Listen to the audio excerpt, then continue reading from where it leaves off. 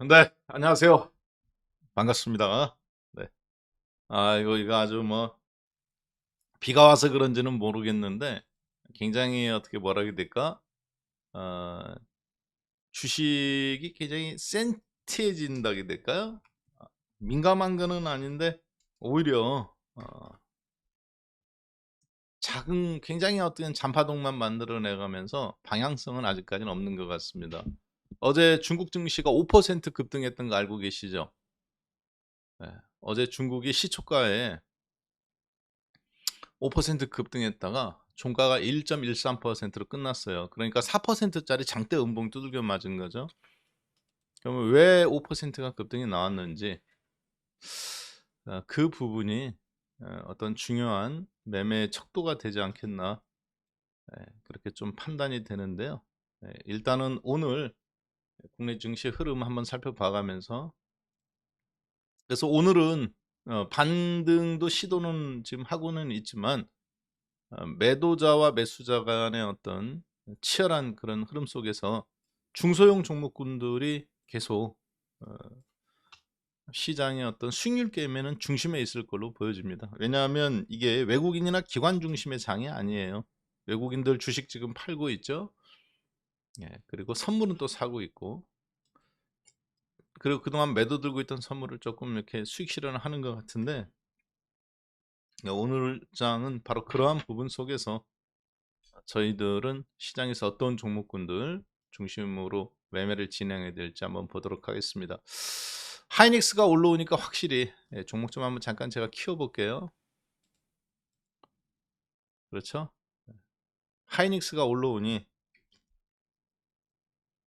확실히 포스코 그룹주, 포스코 홀딩스, 그리고 포스코 퓨처엠 2% 전후로 빠져가면서 아침부터, 전혀 그전의 모습하고는 좀 반대인 것 같습니다. 2차 전지라고 하기는 그렇고 하이닉 그냥 포스코 그룹주의 약세라고 할게요. 자, 그리고 코스닥 시장에서도 마찬가지죠. 하이닉스가 반등이 나와가면서 어제 이제 엔비디아라든가 마이크로소프트라든가 그리고 마이크론 테크놀로지, 반도체가 어제 미국 시장에서 상승했단 말이에요. 근데 그것이 마이크론 테크놀로지 중심의 상승이었습니다. 자, 그러다 보니까 국내 시장에서는 또 에코프로와 에코프로 BM이 약세입니다. 왜 이런 현상이 일어나는지, 그리고 국내 시장 속에서 저희들은, 여러분하고 저희는 어떤 종목군들, 오늘 과연 SM이라든가 이런 종목군들이 시세를 좀 더 줄 걸로 보여지는데요. 이런 종목군들의 단기 매매, 잘 들으세요. 굉장히 시장이 지금 음, 빨리 움직인단 말이에요. 격하고 빨리 급박한 시장이기 때문에, 이러한 종목군들이 시세를 좀 더 줄 건지 한번 보도록 하겠습니다. 네, 네, 반갑습니다. 임정환님, 너의 이름은, 퐁당님, 시골알매님, 황금마루님, 써님, 양분숙님, 김종우님, 그리고 부산부사님, 신상환님. 네. 앞에서 신현식 대표님께서 여러분들 잘 리딩을 해주신 것 같아요. 네. 자, 그래서 그 부분에서 오늘 저는 현재 시장 흐름에 맞는 부분들을 한번 보도록 하겠습니다.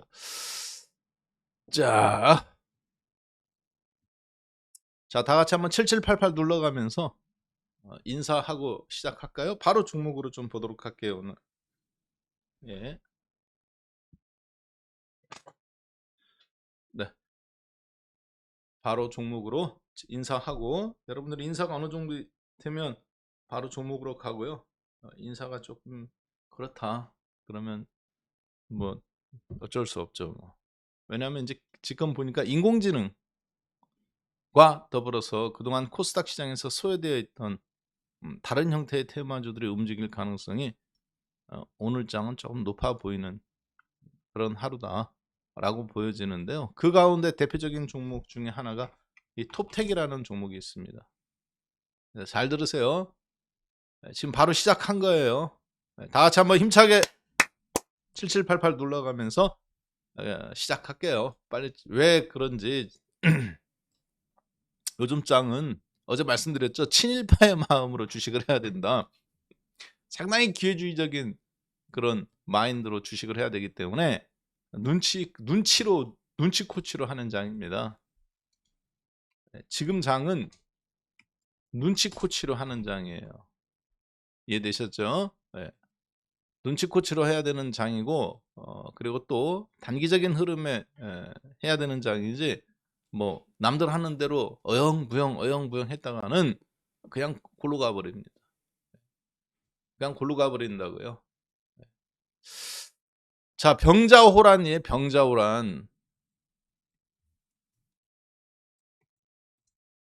병자호란처럼 그냥 야 내가 성이나 잘 지키고 있으면 되겠지. 강화도로 도망가면 되겠지. 그러다가 여진족, 저 오랑캐족이라고 하는 만주족들, 여진족들의 어떤 기동성 여기에 그냥 죽어버린다고요. 지금은 그런 장입니다. 근데 그게 떼거지로 움직이는 장이 아니야. 개별 종목장이고 그러다 보니까 아주 이 눈치로 먹고 살아야 되는 그런 장이란 말이에요. 자, 그래서 어제 제가 상승 N자형 패턴을 말씀을 드렸죠, 여러분들한테. 그렇죠? 상승 N자형 패턴. 장기적으로 이렇게 계속 하락한 종목군들. 그랬다가 1월 달에 한번 급등 나왔다가 그 다음에 다시 또 추세 하락, 그 다음에 올라가다가 이렇게 거래량 터져가면서 옆으로 눕는다거나 급등 나왔다 이렇게 눌러주는 종목군들. 근데 그것이 이렇게 60일선에서 20일선 사이 이렇게 수렴점에 있는 종목군들. 자, 그런 종목 중에 지금 보니까 톱텍이라는 종목이 어제 하나 나왔어요. 지금은 마이너스 2.74인데요. 톱텍이라는 이 회사가 어제 전고체 배터리의 중요한 소재가 하나 있습니다. 원래 이 톱텍이라는 회사는 나노 멤브레인이라는 소재를 만들어내는 회사예요. 나노 멤브레인이라는 게 뭐냐면 여러분들 혹시 등산복 보시면 고어텍스 아시죠? 고어텍스가 왜 좋은 겁니까? 고어텍스는 물이라든가 진드기라든가 혹은 유해물질이 들어오는 것을 막아줍니다.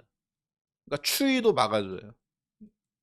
반면에 추위도 막아주지만 내 몸에서 배출되는 땀이 있습니다. 등산을 하다 보면. 근데 그거는 또 밖으로 내보내줘요. 그러니까 내 몸에 땀은 차지 않아가면서 밖에서 들어오는 추위는 막아주고. 여러분들 혹시 판초우유의 고통을 아시는 분들이 오래간만 나도 이게 이게 내 입에서 나올지 참 이거 아직도 기억하고 있네요. 판초우유라는 것이 있습니다. 이 판초우유를 아시는 분은 군대를 갔다 오신 분이고 안 갔다 오신 분들은 모르는데 이 판초우유라는 게 이게 사람 잡는 거예요. 이게 말 그대로 이제 비 올 때나 화생방 할 때 이렇게 덮어 쓰는 건데 문제는 삼복 더위에 이걸 덮어 쓰고 방독면 쓰고 이제 달리기를 시킵니다. 분장 메고. 그렇죠? 남자분들 유격 훈련 갔다 오고 이제 복귀할 때 행군. 그다음에 이제 그 감시관들이 나오잖아요. 그래서 앞에 적 폭탄 발생, 연기가 무릉무릉 피어오른다. 그러면 갑자기 화생방 해 가면서 방독면에 판초유를 뒤집어 써야 됩니다. 이 한여름에 막 미쳐 죽겠는데 판초유에 뒤집어 쓰고 방독면 뒤집어 쓰면 5분만 지나면 땀이 비오듯 해요. 미치는 거죠, 사람. 자, 그런데 그래서 가장 어려운 게 뭐냐면 코로나 때도 코로나에 근무하셨던 간호사분들이나 의사분들 보시면 이게 무슨 방독면 같은 거 이게 막 그런 거 이렇게 쓰시잖아요. 온몸에 뒤집어 쓰고 땀이 비오듯 하는 거죠. 왜냐하면 균이 들어오면 안 되니까.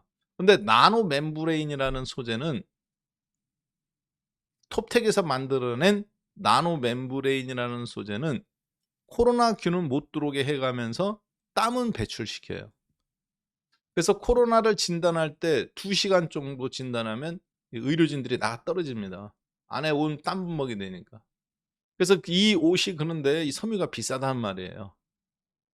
자, 근데 톱텍이 이걸 가지고 어디다 사용하고 있느냐? 하나는 처음엔 마스크를 만들었습니다.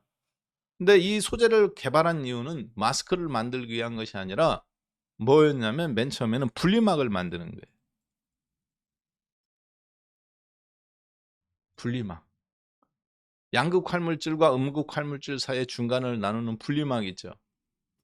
이 분리막을 제조를 했습니다. 그래서 중간에 일반 분리막은 녹아버리는데 이 나노 멤브레인 소재는 녹지를 않아요. 그래서 배터리에 이물질이 없기 때문에 효율성이 좀 오래 갑니다. 예를 들어서 100번 충전하면 배터리 이 충전하고 나서도 효율성이 50%로 떨어지는데 나노 멤브레인은 거의 80% 상태를 계속 유지한단 말이에요. 양극 활물질, 음극 활물질이 다 화학물질이잖아요. 전해액도 마찬가지고. 분리막이 이게 세라믹이라든가 이런 게 아니면 녹아난단 말이에요. 그래서 이 분리막의 기술이 있었는데 톱텍이 맨 처음엔 삼성전자 배터리 사업부에 납품을 했었죠. 자, 그래서 근데 배터리가 폭발해 가면서 네 책임이냐 내 책임이냐 해가면서 나중에 이제 좀 골치 아파졌었습니다. 그래서 근데 그 톱텍이 어제 그래서 레몬이라는 회사가 그거를 이제 받아서 톱텍으로부터 기술력을 받아서 마스크도 만들고 그렇게 했는데 그래서 어제 레몬이 상한가에 오늘 12% 급등 나왔어요. 자, 이런 종목군들에서 여러분들이 매매가 조금 이루어지셔야 된다. 지금 톱텍이라는 종목군도 마찬가지. 이런 전형적인 N자형 패턴 종목군들 올라가다가 이렇게 거래량 터져가면서 이런 개별주들이 지금 보면 거의 대부분 저기 하지 않나, 시장에서 좀 득세하지 않겠나 그렇게 보여지고요. 오늘 장 하나 눈에 확 들어오는 대형 종목군 가운데서는 기아자동차입니다. 그동안 기아자동차라든가 현대자동차가 철저하게 시장에서 소외되어 있었죠.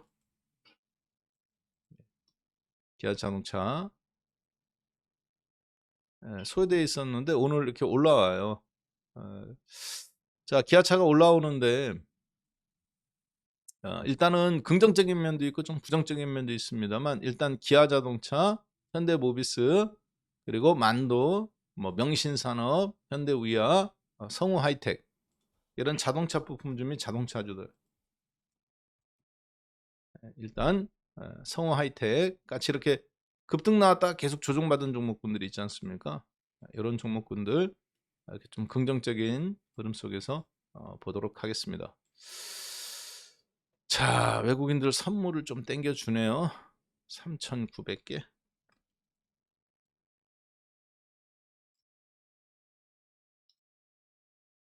3,600개 샀다 팔았다 하는 것 같은데 선물로 좀 5천원 만에 끌어올려가면서 지수도 시가 오히려 다시 올라왔고 하닉스 끌어땡기고 LG엔솔 때리고 포스코 홀딩스 때리고 포스코 퓨처엠 때리고 확실히 반도체는 우상향의 그래프인데 앞에서 나왔던 6개의 음봉이라 음봉을 돌파 나오는 양봉이라 인정을 해달라는 것 같은데 예.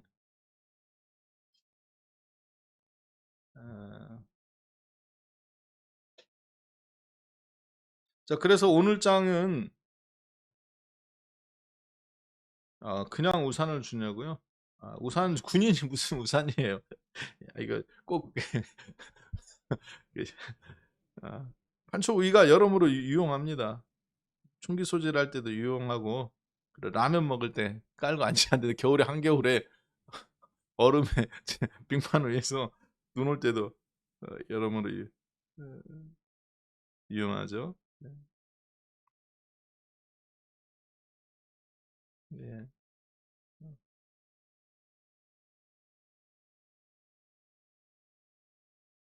자, 그다음 톱텍이라는 종목이 하나 눈에 들어오고요. 그리고 오늘은 제가 봤을 때는 이제 성우하이텍. 성우하이텍 지금 3.4% 올랐는데 그동안 16,000원에서부터 9,000원까지 해서 한 40% 정도 이렇게 6,000원 하락했었습니다. 그랬다가 지금 3.4% 이렇게 살짝 올라오죠.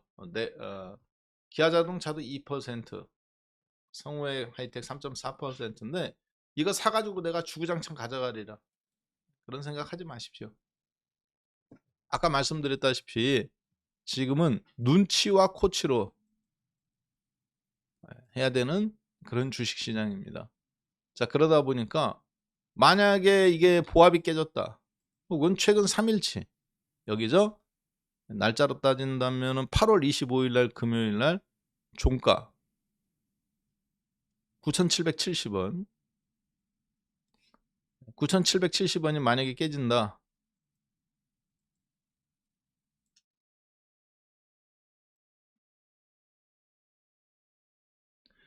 9,770원 이날 종가가 깨진다, 그럼 바로 엎어버리는 걸로 하고, 그렇죠?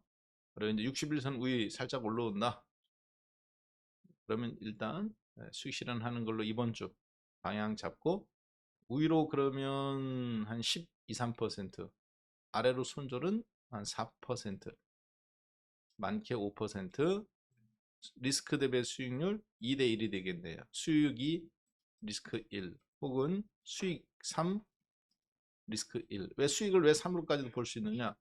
올라오면 다 팔 건 아니잖아. 절반 정도 때리고 조금 더 올라온다고 봤을 때 나머지 갖고 수익 실현하고 쭉 가져간다 그 생각은 버리세요. 쭉 가져간다 그 생각은 일단 버리고 시작하는 겁니다. 이해되셨죠? 네. 자, 그래서 첫 번째 종목은 오늘은 톱텍이라는 종목, 그리고 두 번째는 성우 하이텍, 이렇게 급 시장 전후해서 현재 시장 흐름에 맞게 개별 종목 성향, 지금 시장은 개별 종목 성향의 장세입니다.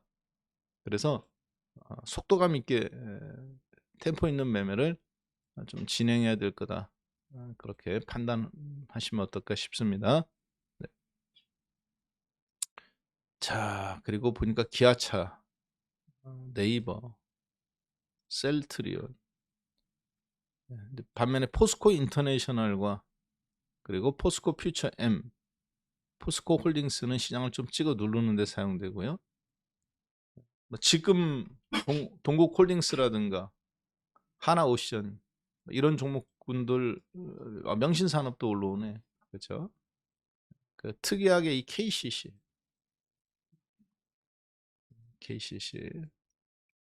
흐름 나쁘지 않아요. 그러니까 KCC와 한화, 요즘 트렌드가 거의 종목들이 다 이렇습니다.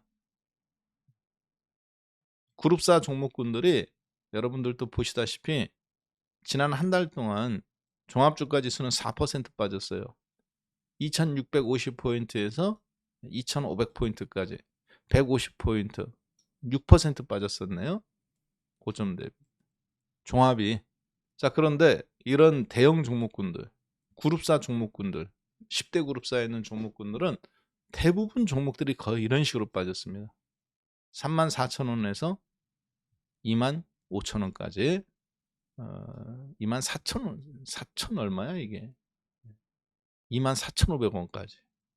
그러면 10,000원이 빠졌네요. 34,000원에서 10,000원 빠졌으니까 30% 넘게, 죄송합니다, 25% 정도 빠졌다고 보면 되겠죠. 단기적으로 쳐 올렸던 거 그대로 되밀려가면서 최근에 대부분 종목군들이 이래요. 그랬다가 오늘 금봉이 몇 개 났었습니까? 하나가. 하나, 둘, 셋, 넷, 다섯, 여섯, 일곱, 여덟, 아홉. 전통적으로 그러니까 기관들이 대부분 주식을 정리를 많이 했다라고 봐야 되겠습니다. 오늘 기술적 반등이 좀 나오고 있습니다. 자, 이렇게 시장이 떨어졌던 종목군들이 하이닉스를 중심으로 해서 반등이 나올 때 포스코 홀딩스라든가 그리고 포스코 인터내셔널 그리고 포스코 퓨처 M 이런 종목들과 더불어서 그동안 어제 리오프닝 관련 종목으로 강세를 보였던 롯데관광호텔, CJ, 쿠쿠 홈시스, 오리온, 아모레취, 호텔 신라, GKL 이런 종목군들이 약세를 보이고 있는데요. 이 종목군들이 약세를 보인다고 해서 사실 끝난 건 아니다라고 보여집니다. 계속 이렇게 시소 게임 하듯이 반도체 한번 이렇게. 근데 오늘은 하이닉스라든가 이런 반도체가 조금 강세를 보이는 배경에는 이유가 있다라고 보여집니다. 그러니까 주식은 혼자 하는 게임이 아니에요. 관계의 게임입니다. 이거 자, 제가 갑자기 여러분들한테 퀴즈를 하나 내볼게요. 사랑은 뭐라고 생각하십니까? 한마디로 정의해봐라. 행복, 사랑, 희노애락 이런 여러 가지가 있잖아요. 어차피 우리도 주식을 어떤 목적이 있이 하는 거니까. 그래서 자기만의 어떤 걸로 정리를 해본다면 여러분은 사랑을 뭐라고 정의해 볼 수 있을까요? 네. 이거 잘하는 분이 주식도 잘해요.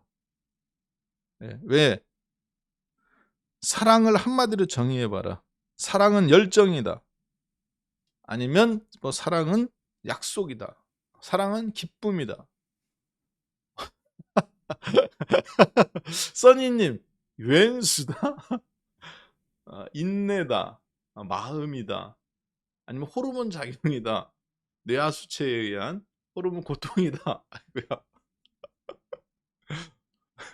그렇죠. 사랑은 인내나 고통을 수반하긴 하죠. 내 거를 희생해야 되니까.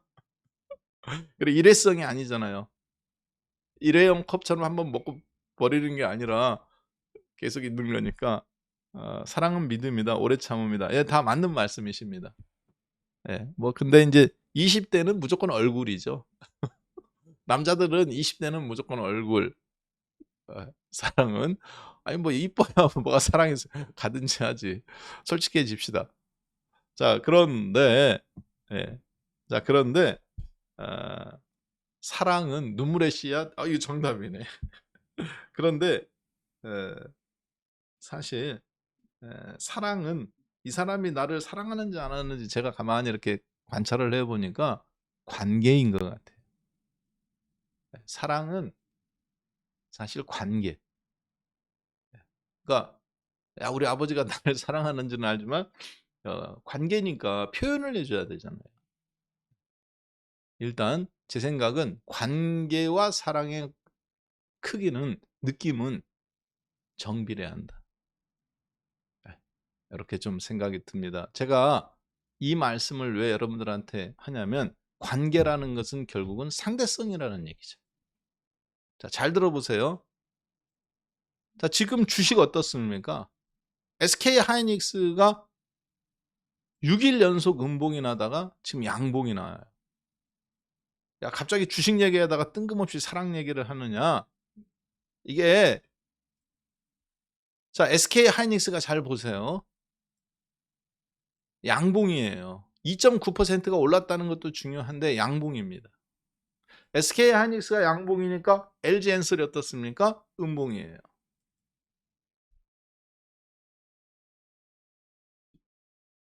포스코 홀딩스가 음봉에 마이너스 2.85입니다. 포스코 퓨처엠이 음봉입니다. 자, 퀴즈 나갑니다.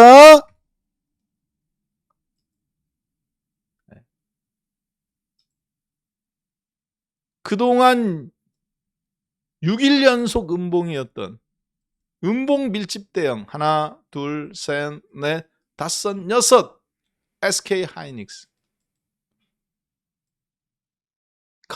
양봉인데 포스코 홀딩스는 그동안 하나, 둘, 셋, 3일 연속 양봉이었다가 오늘 음봉이에요. 자, 그러면 지난 3일간, 5일간의 포스코 홀딩스와 SK 하이닉스와 포스코 홀딩스와의 관계는 왼수의 관계입니까? 반비례하는? 아니면 정비례하는 사랑의 관계입니까? 1번 사랑의 관계다. 정비례하는. 2번 아니다. 서로 왼수의 관계다.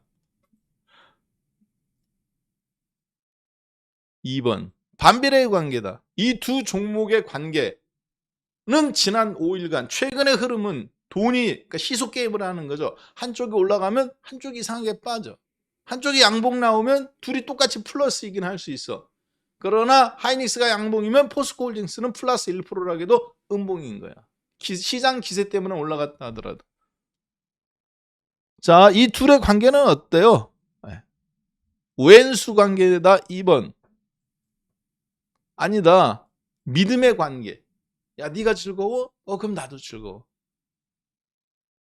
친구야, 야, 오늘 무슨 일 있어? 왜 이렇게 좋아 보이냐? 아, 그럴 일이 있어. 내가 오늘 점심 살게. 부장님, 맨날 팀장님한테 밥만 얻어먹지 말고 메신저 보내는 겁니다. 부장님. 아니, 부장님한테 맨날 팀장님, 부장님, 이사님한테 맨날 업무 파일이나 갖고 가는 것도 있지만 파일 업무에다가 이렇게 그러니까 중요한 업무면 안 되겠지. 이게 인사 고과나 아니면 이 프로젝트가 아니면 어떤 중요한 나의 어떤 뭐를 커리어를 올려줄 수 있는 거나 그런 거면 안 되겠지만 사소한 것들 있잖아요. 이번 주 뭐 탕비실 사용 금액이나 비품 청구 금액이나 아니면 뭐 거래처 뭐 당연히 그냥 누가 해도 할 수 있는 거 그런 결제 받으시잖아요. 물론 요즘은 이제 뭐 종이 안 쓰니까 어떨지 모르겠습니다만 예, 해가면서 이렇게 파일에다가 갖고 갈 때 포스트잇에다 하나 쓰는 거예요. 팀장님, 비도 오는데 오늘 저하고 점심 어떠세요? 너무 많은 걸 내가 기대했나? 부장님, 오늘 점심은 제가 좀 사겠습니다. 비도 오는데 오늘 비빔국수 어떨까요?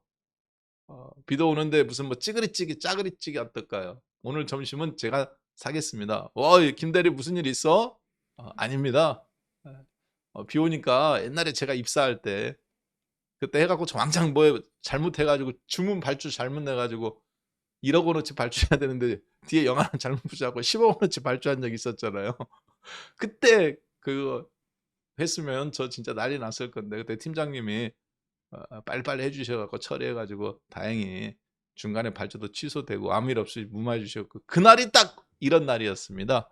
한여름 덥다가 비가 와가면서 선선해지는 그래서 생각나서 1년 전, 2년 전 그래서 하고 싶다. 얼마나 좋습니까? 그렇죠? 윗사람은 맨날 밥 사지 말고 그렇게 하는 거지 뭐. 그게 회사 사는 그러면 자 관계가 어때요? 그 둘의 관계는 그러면 이제 믿음의 관계로 발전할 수 있는 거죠. 믿음의 관계가 어느 정도 신뢰가 돼야 야, 이 일을 이렇게 너 잘못한 거다 이거야. 그게 수용이 되지. 믿음의 관계도 없으면 잘못한 거다 그러면 왜 맨날 나만 지적할까? 사실 그 사람이 사랑에 애정이 있으니까 얘기를 해줘도 그렇게 받아들여요. 그렇죠? 네. 나는 사랑의 관계로 저 친구가 잘 되기를 위해서 얘기를 해줘도 신뢰 관계가 없으면 나만 갖고 그래. 이렇게 받아들일 수 있고 그리고 또 신뢰 관계가 없으면 어떻게 되냐면 만약에 어떤 걸 옆에서 지켜보고 있는 다른 동기는 이렇게 생각할 수도 있습니다. 야, 저 부장님, 저 팀장님은 왜 쟤한테만 저렇게 애착을 갖고 일도 가르치려고 그러고 나한테는 그래, 그래 잘했어 그냥 아무 뭐도 없고 그렇게 부러워할 수도 있어요. 나는 그게 잔소리처럼 들릴지 몰라도. 그래서 아까 믿음이라든가 인내라든가 뭐 많이 있습니다만 주식은 이 관계입니다. 관계는 결국 뭐예요? 절대적인 겁니까? 아니죠. 상대적인 거. 제가 보니까 주식은 진짜 상대적인 게임이에요. 그래서 제가 축구를 참 좋아합니다. 다시 결론은 다시 축구 이야기인데 그래서 제가 축구를 참 좋아해요. 왜 그러느냐? 테니스, 배구, 양궁, 사격 이런 거는 상대 게임이 아니에요. 물론 이제 테니스나 배구 이런 거는 상대 게임이기도 한데 네트라는 게 있단 말이에요. 그렇죠? 사격 같은 경우 나만 잘 쏘면 되잖아. 점수가 그냥 딱딱딱딱 나오잖아요. 축구는 어떤가요? 우리 편끼리 패스만 잘한다고 되는 거 아니죠. 우리가 아무리 잘해도 상대편이 또 우리 구역까지 건너와서 볼도 뺏어갈 수도 있고 저놈들이 역습도 할 수 있고 그래서 축구는 상대성이 많은 게임이에요. 자, 주식 똑같습니다. 어제 미국 증시 올랐죠? 맞아요, 틀려요? 어제 미국 증시 올랐잖아요. 1% 나스닥 지수. 근데 누구 중심으로 올랐습니까? 나스닥 0.84% 오르고, 다우 0.6% 오르고, 스탠앤푸어 0.8% 오르고, 0.6%, 0.63% 오르고. 자, 그런데 누구 중심으로 올랐어요? 나스닥이 반도체와 마벨 테크놀로지 그룹 3%, 앞에 장대 음봉 있잖아요. 엔비디아 플러스 7%에서 보합까지 떨어질 때 이런 반도체 종목들도 플러스 3%에서 마이너스 3% 이렇게 장대 음봉 맞고 어제 또 빠졌단 말이에요. 엊그저께 참. 근데 어제 3% 올랐죠. 마벨 테크놀로지, 그리고 마이크론 테크놀로지 2.5%. 엔비디아도 살짝 올랐습니다. 1.78%. 자, 예. 플러스 7% 출발해서 보합으로 끝났었죠. 이 장대 음봉 6.6%짜리 장대 음봉인데 어제 왜 올랐습니까? 미국 시장이 무슨 뭐 댈러스 산업은행 지수라든가 그런 거 다 그런 거 아닙니다. 유럽도 1% 올랐고요. 유럽 증시도 1% 올랐습니다. 프랑스 1.3%, 독일도 1%. 자, 그리고 아시아 증시 한번 잠깐 볼까요? 중국 상하이 증시입니다. 지금은 플러스 0.26인데 어제 시초가에 중국 증시가 플러스 5% 폭등했어요. 종가는 플러스 1.13%. 그래서 4%짜리 장대 음봉을 두들겨 맞았습니다만 홍콩도 비슷하게 3%짜리 음봉 맞고 플러스였음에도 불구하고. 자, 왜 이런 현상이 나왔느냐? 특히 그래서 어제 미국 증시의 상승은 미국 마이크론 테크놀로지나 엔비디아나 마벨 그룹이나 이런 종목들의 상승이 미국 시장을 견인했죠. 나스닥 100 종목 내에선. 그리고 뭐 루시드 모터스나 JD.com 뭐 이런 다양한 종목들이 있습니다만 결국은 스타벅스 그리고 JD.com 이런 종목들의 상승은 뭐를 의미하냐면 대중국 관련주, 미국 내에서 중국 기업이 미국에 상장했거나 혹은 스타벅스처럼 중국에 진출했다가 철수해 가면서 피해가 막대한 우리나라 이마트라든가 CJ그룹이라든가 혹은 롯데그룹처럼 유통업체들이 중국 가서 피받다가 다 철수했죠. 사드 때문에. 미국도 마찬가지입니다. IRA 법안 화해이 때려잡게 가면서 스타벅스 같은 거 철수해 가면서 사실은 실적들이 상당히 안 좋아졌었단 말이에요. 근데 어제 보면 중국과 연관됐던 종목들이 다 상승했어요.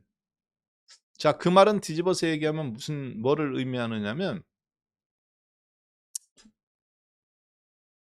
미국과 중국의 다시 약간 좀 화해 무드 형태로 지금 약간 그래서 미국과 중국의 관계가 약간 화해, 아직까지 화해를 하지는 않았는데 그런 기운이 조금 싹트고 있습니다. 왜냐하면 미국 입장에서는 인플레이션이 이게 만만치 않단 말이에요. 그리고 중국 입장에서는 성장률이 5% 아래로 지금 떨어졌고, 그리고 부동산 문제라든가 외국 자본들의 이탈, 이러한 두려움들을 갖고 있어요. 그러다 보니까 어제 중국 같은 경우는 증권 거래세, 어제 중국이 증권 거래세를 50% 인하했습니다. 절반. 그래서 텐센트라든가 알리바바라든가 화웨이라든가 샤오미라든가 이런 국제 다국적 기업들이 폭등해 있어요. 그래서 5% 급등 나왔습니다. 중국 내에 국제사회로 흩어져 있는 거대 기업들이. 근데 종가는 결국은 대밀렸죠. 자, 그런데 증권 거래세를 50% 인하했다는 것은 시장 친화적인, 공산주의가 사회주의 국가가 시장 친화적인 정책을 중국이 다시 약간 좀 제스처를 내미는 겁니다. 우리나라한테도 마찬가지로 예, 예, 한안령에서 약간 좀 풀어주기도 했죠. 얼마 전에 단체 객들 오는 것도 마찬가지고. 그래서 중국의 최대 교역국인 유럽 같은 경우도 약간 그런 화해 무드 속에서 네, 어제 강세를 1% 강세를 좀 보였고, 미국도 마찬가지 바이든 행정부의 중요한 인사들이 중국을 방문해 온 결과가 일단 화해 무드 쪽으로 그렇게 약간씩 이야기들이 나오는 흐름인 걸로 보여집니다. 자, 그런 속에서 어제 나스닥 지수라든가 유럽의 강세 발맞춰서 움직인다는 것, 특히 중국과 다시 거래가 텄을 때 반도체 수출길이 열리는 반도체 제재했는데, 이제 앞으로 2년간에 한 번씩 자기네들끼리 기구를 세워가지고 미국하고 중국하고 반도체 기 세워서 여기서 교류하자고 했잖아요. 자, 잘 듣습니다. 한국 증시의 호재라고 생각하시는 분은 1번, 어마어마한 악재다라고 생각되면 2번. 호재다. 미국과 중국이 다시 관계가 복원되고 그랬을 때 중국도 외국계 자본이 이탈하니까 자기네들이 이게 잘못하면 골로 갈 수도 있는 부분이고, 미국 입장에서도 중국 제품이 다 끊기면 반도체라네 다시 인플레이션이 일어날 수 있는 공급 라인이 독일, 일본, 한국, 대만, 중국 이런 식이었는데 이 공급 라인이 끊기는 거잖아요. 그렇죠? 네. 그랬을 때 인플레이션이 그래서 촉발되는 거란 말이에요. 미국 입장에서도. 자, 그랬을 때 이 관계가 복원되면 굉장한 호재입니다, 사실. 우크라이나 전쟁 협상의 종결, 그리고 미국과 중국의 관계의 복원, 특히 첨단 기술주들에서, 그러면 아까 보시면 JD.com이나 알리바바라든가 우리나라 뭐 네이버라든가 카카오나 미국의 메타버스라든가 넷플릭스라든가 스타벅스라든가 이런 종목들한테 굉장한 호재예요. 한국에도 그러면 호재일까요? 호재라고 생각되면 1번, 아니다라고 생각되면 2번. 한번 눌러보세요, 여러분들이. 그거를 스스로 어느 정도 생각할 줄 알아야 됩니다. 예. 그렇죠. 예, 고수님. 이분은 필명에 맞게. 그렇죠. 2차 전지는 호재는 아닙니다. 2차 전지는 호재가 아니니까. 그래서 오늘 보세요. 에코프로, BM 에코프로. 그래서 빠지는 거예요, 사실. 그래서 에코프로, BM과 에코프로가 하락하는 거라고요. 급락했죠? 4%. 대신에 마이크론 테크놀로지가 올라오는 것처럼 하이닉스한테는 단기적인 호재이긴 맞습니다. 그러나 포스코 퓨처 M이라든가 포스코 홀딩스라든가 이런 주식들한테는 사실 좋은 현상은 아닙니다. 왜냐? CATL의 배터리가 다시 미국 시장을 휘젓고 다닌다고 생각해 보세요. 그동안에는 한국 배터리, 일본놈 배터리만 들어갔었는데 전 세계 시장 점유율 1위인 2등인 LG, 파나소닉, 삼성 이 세 개가 합쳐야 2, 3, 4 SK까지 합쳐야 겨우 CATL 1등 배터리하고 점유율이 비슷할 정도. 근데 미국 시장이 열린다고 생각해 보세요. 누가 경쟁력이 있겠어요? 그렇죠? 당장은 아니다 하더라도 좋은 이야기는 아니에요. 더군다나 이제 앞으로 베트남까지도 합류를 하게 되는데, 어제 베트남 전기차 업체가 시가총액이 2,000조 원, 200조 원이 넘었죠. 우리나라 현대자동차가 시가총액이 지금 39조입니다. 기아자동차가 32조고, 빈얀트리, 베트남의 빈얀트리 그룹이라고 있어요. 리조트로부터 시작해서 5성급 호텔인데, 이 빈얀트리 그룹이 베트남의 삼성전자하고 똑같이 삼성그룹과 비슷한 회사인데, 솔직히 1년 전에 빈얀트리 그룹이 전기차 시장에 진출했습니다. 어떤 쬐끄만 회사 하나 인수해가지고. 그리고 자신들의 목표가 뭐 중국과 이런 전기차 시장만큼 키우겠다. 솔직히 그 얘기 뉴스 나왔을 때 제가 이런 공개 방송 했거든요. 그때 그 비난트리 그룹 자동차 투싼처럼 생긴 거 있어요. 그거 보여줘가면서 막 비웃음을 날렸습니다. 야, 개나 소나 다 전기차 하는구나. 이제 끝났다. 그런데 결론은 어떻게 됐느냐? 그 비난트리 그룹이 나스닥 시장에 상장했어요. 지난주에. 시가총액이 얼마냐? 200조 원입니다. 그 비난트리 그룹 자동차 전기차 회사가 나스닥에 상장했는데 시가총액이 200조예요, 지금. 삼성전자보다 삼성전자라네. 기아자동차 32조, 현대자동차 39조. 200조 원이면 우리나라 하이닉스하고 LG에너지솔루션 합친 만큼이에요.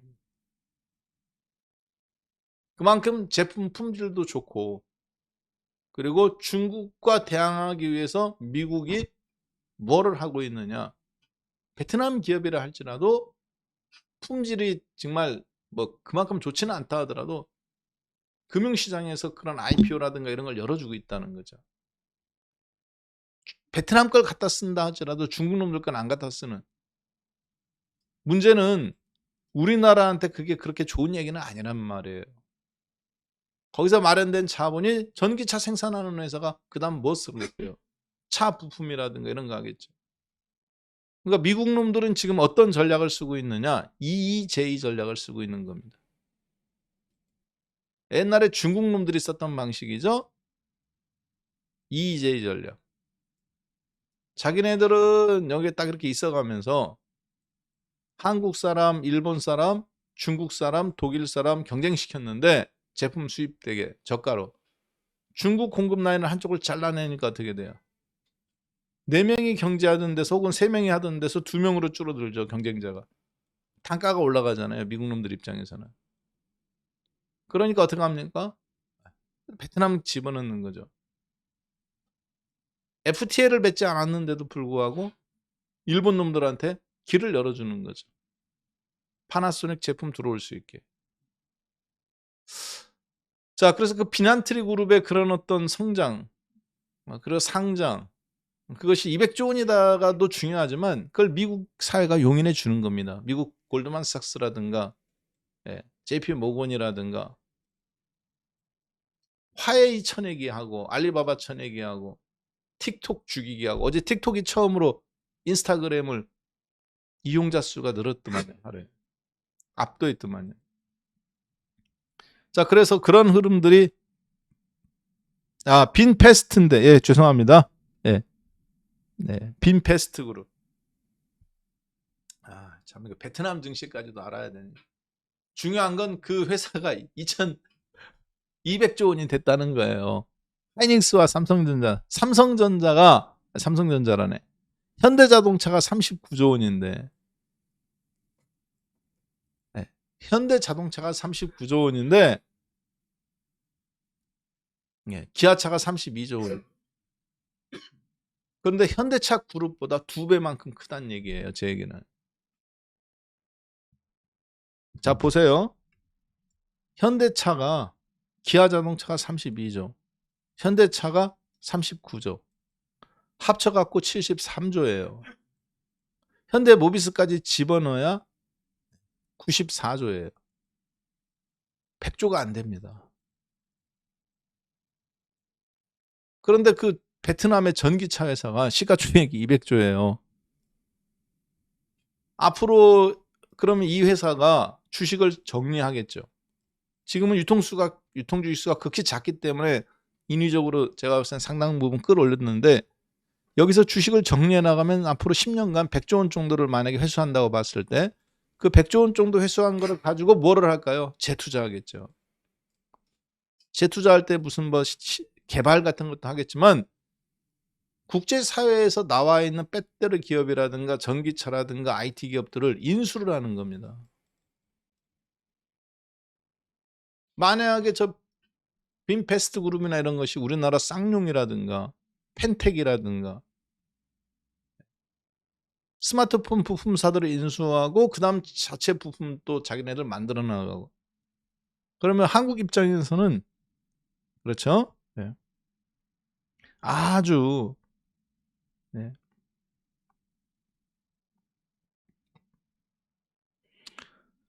자, 중국 인구가 많으니까 틱톡이 앞선다. 참. 네, 중국 인구가 많으면 틱톡이 앞설까봐 대통령까지 나서서 틱톡 사용 금지법, 미국 의회가 틱톡 사용 금지법을 합니까?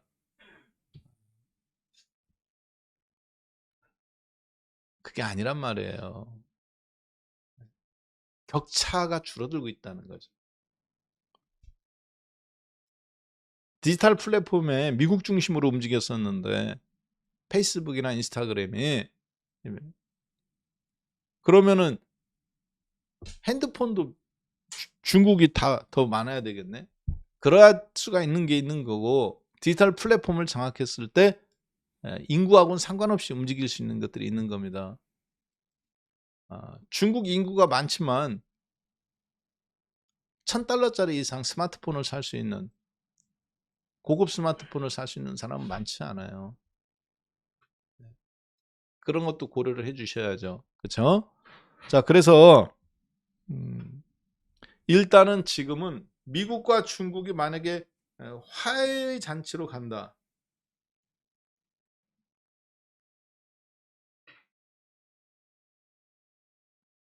예.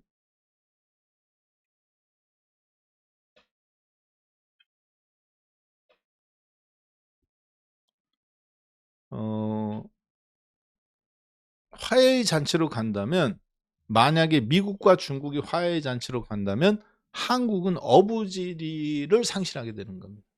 자, 다시 한번 만약에 미국과 중국이 지금처럼 어제처럼 화해 무드로 간다면 중간에 있는 한국이라든가 일본이라든가 대만 중에서 가장 큰 피해를 입는 것은 누구냐? 사실은 한국이에요. 한국.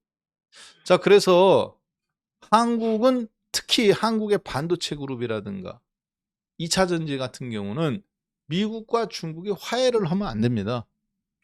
계속 IRA 법안처럼 보호무역 정책이 나와서 CATL 걷어내고 화웨이 걷어내고 반도체 행정명령 때려가지고 수출금지 명령 내려주고 계속 그렇게 싸워야 된단 말이에요. 근데 지금 그 분위기가 약간 좀 다른 형태로 가고 있어요. 그래서 어제 미국 증시를 보면 엔비디아라든가 마이크론 테크놀로지라든가 그리고 JD닷컴 같은 이런 중국과 조금 관계가 있는 종목, 특히 최근에 반도체 행정명령 때문에 발동 한 해 만에 때문에 멈칫거렸던 이런 마이크론 테크놀로지 이런 종목들이 다시 지금 살아나고 있단 말이에요. 어제 장이 주역이었죠. JD닷컴도 마찬가지고. 그래서 국내에서는 이게 단기적으로는 물론 우리나라한테도 도움은 됩니다. 중국과 미국이 화해를 하면 단기적으로는 그동안 못 들어갔던 것들이 이제 풀려가면서 도움은 되지만 멀리 봤을 때는 도움이 되는 정책은 아니다. 이렇게 좀 판단이 되고 있고요. 더군다나 지금 포스코 퓨처엠과 하이닉스와의 관계, 2차 전지의 관계는 역학관계다. 관계가. 그래서 주식은 빨리 그걸 파악해야 됩니다. 상대성 게임이구나. 돈이 한쪽이 올라가면 한쪽이 내리고, 그리고 하이닉스 같은 종목이 올라가면 코스닥 시장에 이런 에코프로 BM이나 에코프로가 반대로 힘을 또 쓰지 못하는 2차 전지 소재주 쪽에. 그래서 빨리빨리 내가 어느 쪽에 편에 쓸 것인가 빨리 결정을 하는 게임이에요. 특히 요즘은 뭘로 하는 주식을 어떻게 해야 된다 그랬어요? 가치 투자나 이런 게 아닙니다. 그런 거에 보고 민감하게 눈치, 코치로 대응해야 되는. 그러니까 테크니컬적인 요인이 더 좀 강화된. 그리고 단기적인 대응 요소가 더 강화될 수밖에 없는 그런 시장이에요. 자, 외국인들도 마찬가지죠. 주식은 1000억 매도인데 선물은 3500억 매수. 국내 기관들도 주식은 200억인데 선물은 1,600억. 1,600개. 즉 선물의 움직임이 주식보다 외국인도 마찬가지고 기관도 마찬가지고 오늘 3배 정도 세게, 거래도 훨씬 많지만 순 포지션도, 그렇죠? 200억 사고 1,400억 때리고 1,600개니까 1,000억 매도하고 외국인은 대신 3,000억 사고. 그래서 철저하게 선물로 단기 대응을 하는. 그러니까 그렇지만 우리들 입장에서는 여러분들이 선물 매매를 하는 게 아니라 주식으로 단기 대응을 해야 되잖아요. 결국에는 개별 종목 단기 매매를 좋든 싫든 할 수밖에 없는 그런 시장으로 지금 펼쳐지고 몰아가진다. 그렇게 보시면 될 것 같습니다. 네. 자,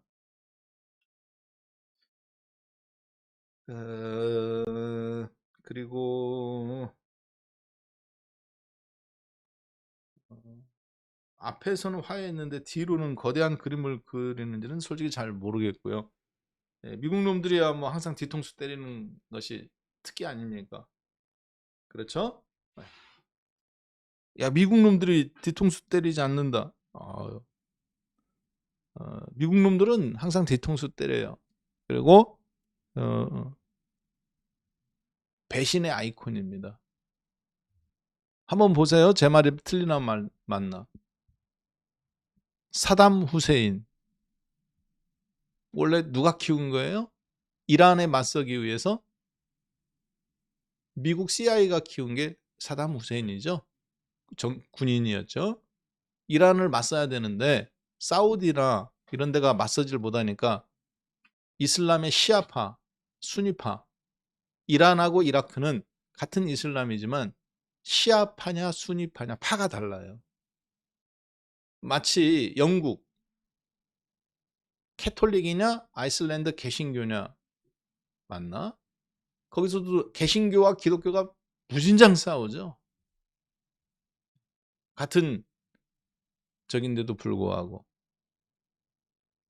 기독교인데도 불구하고. 이란과 이라크도 마찬가지입니다. 시아파, 수니파, 파가 다르기 때문에 그걸 이용해서 이란을 맞서기 위해서 그렇게 키워줬단 말이에요.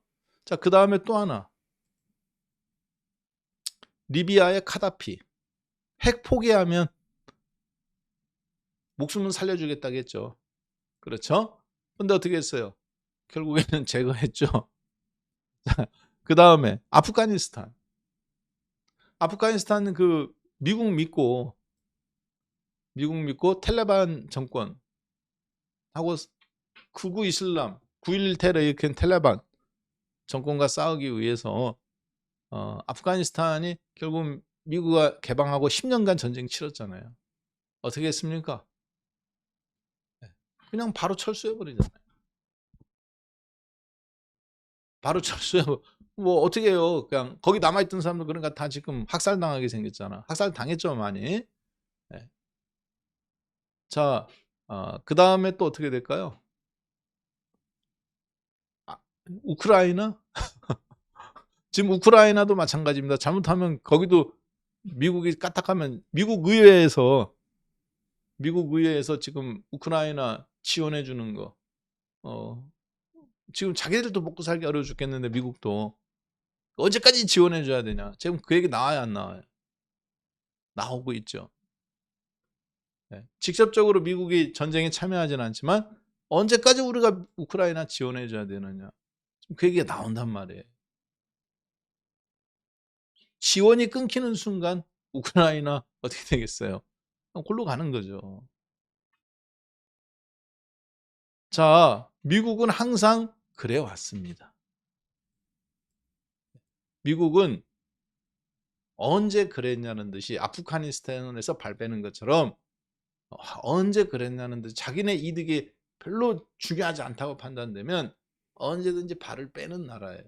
자국의 이득을 위해서 정책이라든가 이런 거를 언제든지 바꿀 수 있는 나라입니다. 그러니까 미국을 너무 믿지 마라. 제 얘기는 그 얘기입니다.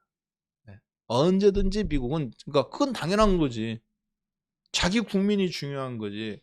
굳이 자기국을 희생하면서까지. 베트남에서도 마찬가지죠. 전쟁 그렇게 치르다가 북베트남, 남베트남에서 그렇게 전쟁을 치르다가 언제든지 바로 철수해 버리잖아요. 마찬가지입니다. 우크라이나도 마찬가지고 아프가니스탄에서도 마찬가지. 네. 자, 제 얘기가 중에 틀린 게 있나요?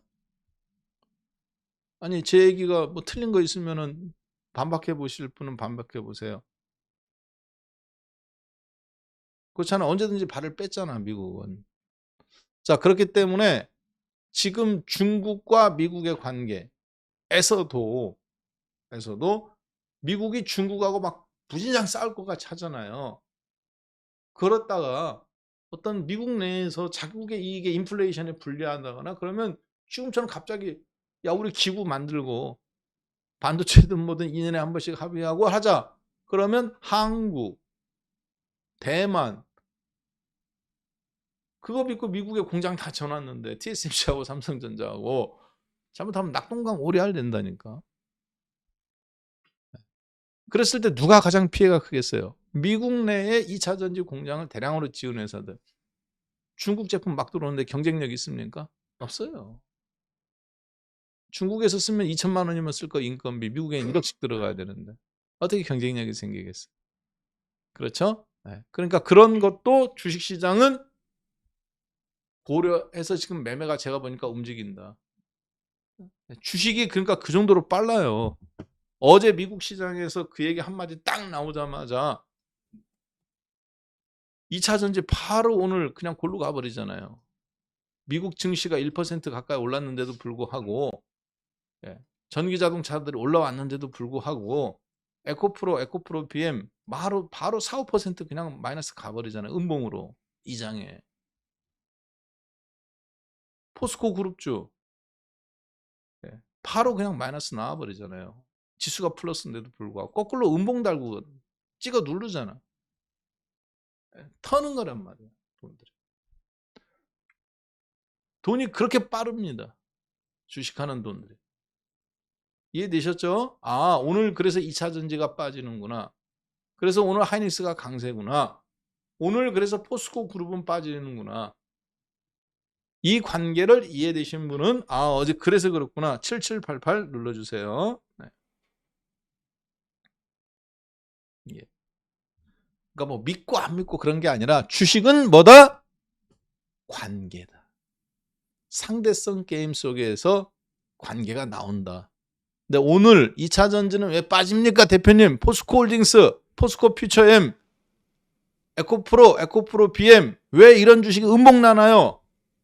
물어본다면 그래서 그렇다는 거예요. 하이닉스는 왜 이렇게 강세인가요? 그동안 6번 음봉 났다가. 그래서 그렇다는 거예요. 그런데 왜 코스닥 관련주들은 반도체 관련주들은 근데 왜 안 가느냐? 독점해야 되는데 독점 요소가 사라지는 거잖아. 어부지리가 이제 사라지는 거예요. 우리나라가. 그게 문제인 겁니다. 그게. 자, 그러니까 주식시장은 미국과 중국의 관계가 우호가 되면 살아나겠죠. 다시 국제유가도 올라갈 가능성이 있겠죠. 그러면 주식시장한테도 긍정적이긴 한데 그동안 강세를 보였던 그러면 2차 전지나 이런 거는 소외시키고 그 외에 개별주 천국이 지금 잠깐 나오는 흐름에 갈 수 있다. 동국제강, 장화전자, 키다리 스튜디오, 신성통상, 동국CM 이런 어떤 개별주 종목들. 아까 제가 여러분들한테 그래서 맨 처음에 한 게 뭐예요? 오늘장은 톱텍, 성우하이텍 개별 종목을 바로 말씀을 드렸죠. 그것도 지난 6개월 동안 하락했던 거라든가 지난 2년간 하락했던 거라든가 단기적으로 어찌됐든 낙폭이 과했던 것 중에서 본 겁니다. 오늘 마찬가지입니다. 국내 기업들도. 자, 그런 개별주 종목장이 지금 흘러나오고 있다. 그런 속에서 기아자동차의 강세. 그동안 기아차가 올라간 적 없습니다. 계속 약세 흐름이었단 말이에요. 오늘 그런데 돌파가 나오죠.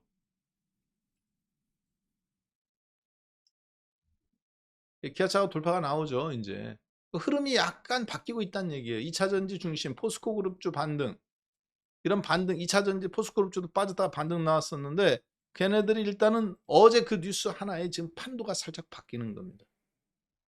포스코 그룹주, 전기차 소재 관련주들 잠깐 멈추고 하이닉스와 기아자동차. 하이닉스는 적자 기업이지만 2차 전지와 반도체 흐름에서 어제 미국 마이크론 테크놀로나 엔비디아 올라간 것처럼 오늘은 그리고 흑자 기업 중에서 기아차.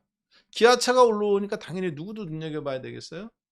예, 자동차 부품주 성우하이텍이라든가 명신산업이라든가 SL이라든가 평화홀딩스, 평화산업이라든가 이런 종목들 당연히 눈여겨봐야죠. 대부분 다 이런 모습들인데.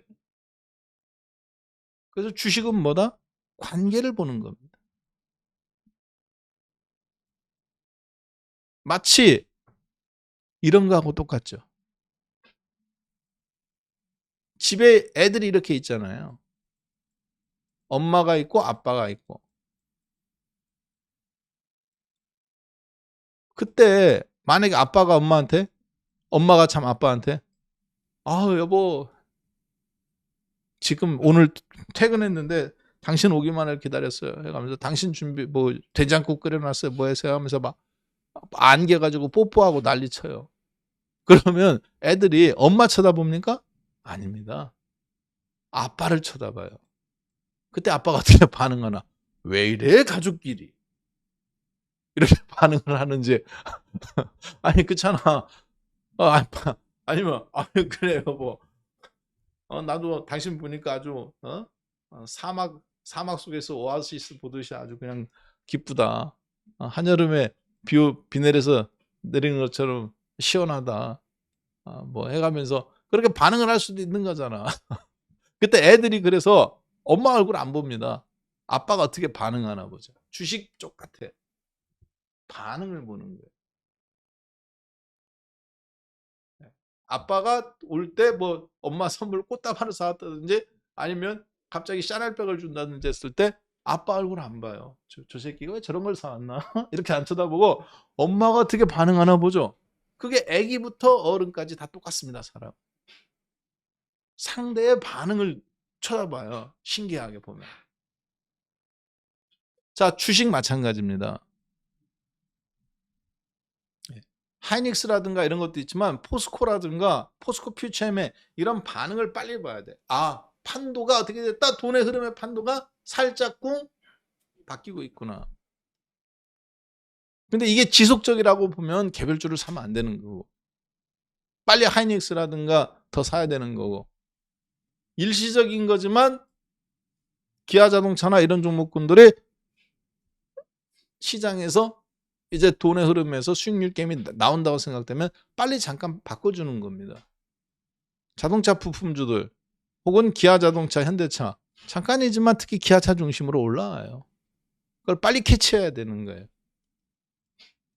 자, 이해되셨죠? 그걸 위해서 여러분이 방송도 보고 그렇게 하는 거지. 그리고 그런 속에서 주식을 해야 내가 더 사고 자신 있게 하는 거지. 그렇지 않으면은 그런 근거들을 빨리빨리 캐치하고 관계 속에서 그런 능력이 떨어지면 사실 이 장에서 살아남기가 어렵다.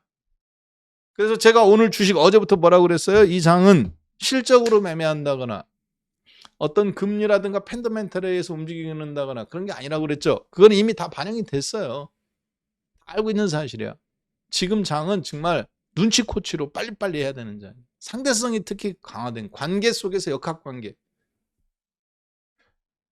그러니까 쉬운 장이다 어려운 장이다? 솔직히 어려운 장. 타고난 사람한테는 쉽지만 일반인들한테는 참 어려운 장이에요. 야 이거 못해? 이렇게 쉬운 걸 못해? 아니 자 봐봐. 자 저기에 요즘 블랙핑크가 있다고 보자. BTS가. 자 BTS가 자 춤을 이렇게 추잖아. 그때 저 발 모양을 봐봐. 손을 보는 게 아니라 발을 보란 말이야. 발 모양이 이렇게 틀어져 가면서 손을 이렇게 하지. 음악에 맞춰서 딴딴딴딴딴. 얼마나 쉽냐. 발 모양이 이렇게 봐봐. 디귿자로 움직이잖아. S자로 움직이고 디귿자로 8자로 갔다가 뭐 3자 모양을 스텝을 밟는다든가 미음자로 밟다가 디귿자로 밟는다든가 그 스텝이 있잖아. 왼쪽 2번 오른쪽 1번 그러면서 1번 턴 음악에 맞춰서 타고난 놈들이야 그게 보이지. 아니 그렇잖아. 감각이 있어야 그 음악에 맞춰서 춤을 추죠. 근데 저 같은 사람들은 어때요? 백날 파고 가르쳐주고 발바닥 모양까지 찍어줘도 안 됩니다. 그게 안 돼요 그게.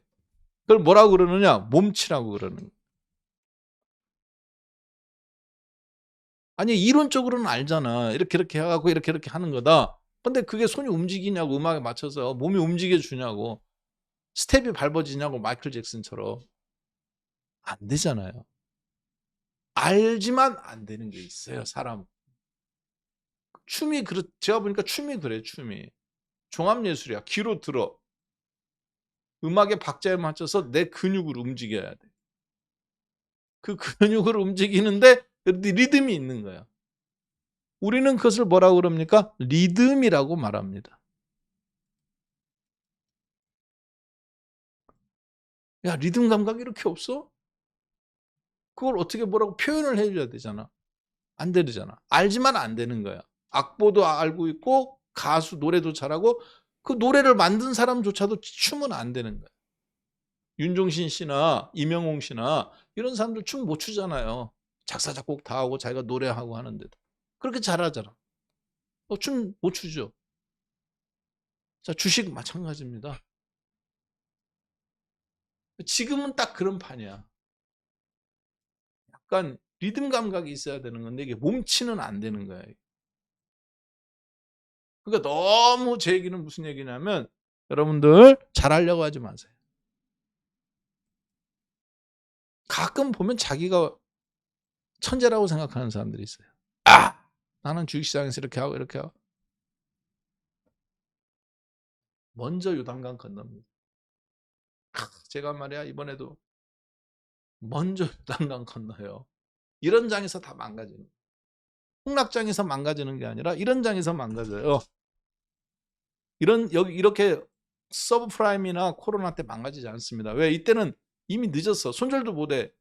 마이너스 30%, 마이너스 50%, 마이너스 70%씩 종목이 우수수 무너지기 때문에 그냥 넉넉히 바라보는 거지. 다 같이.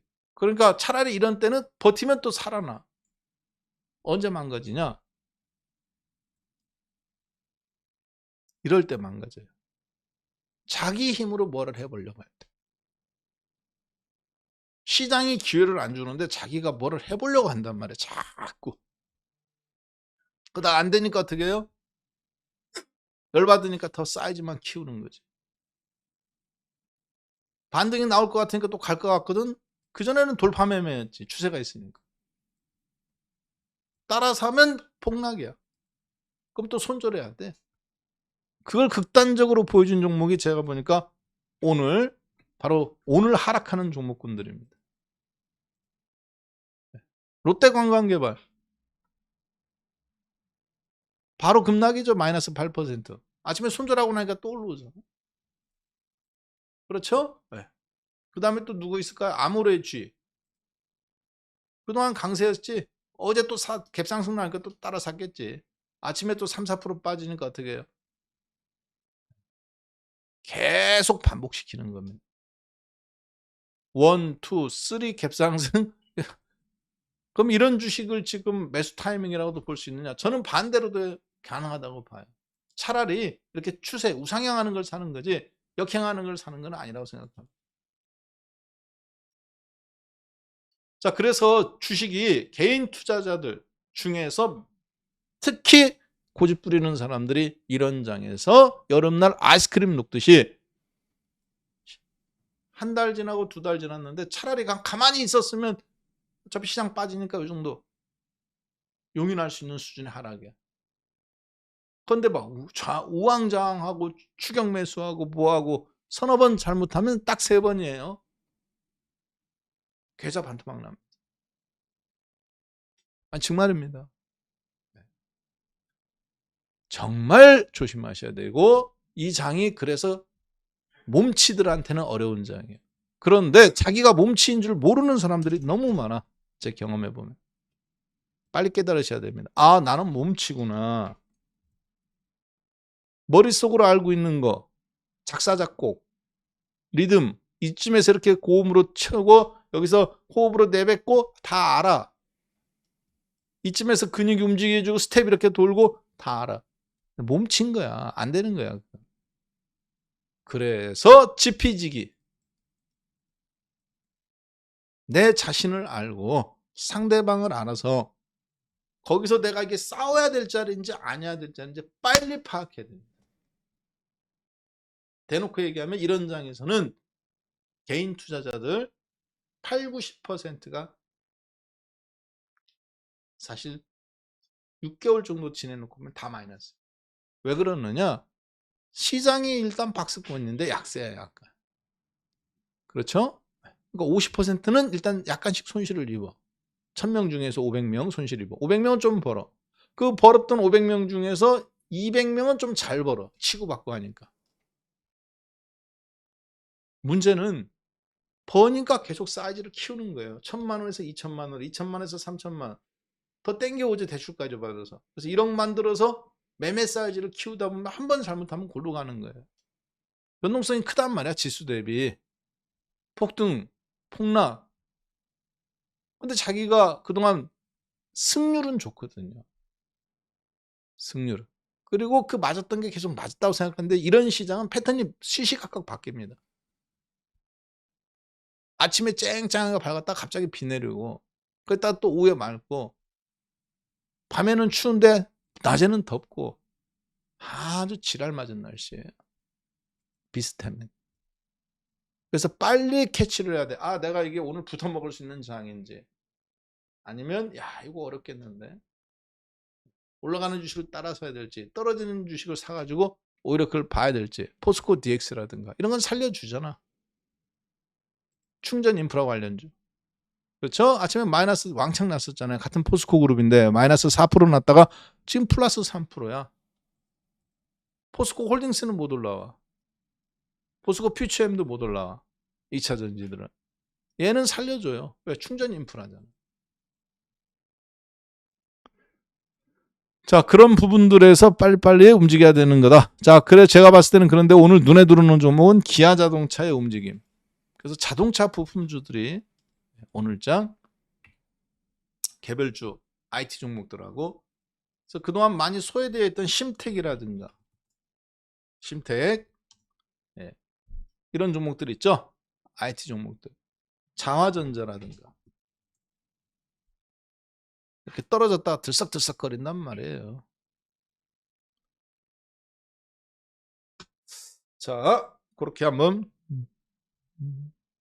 볼 수 있습니다.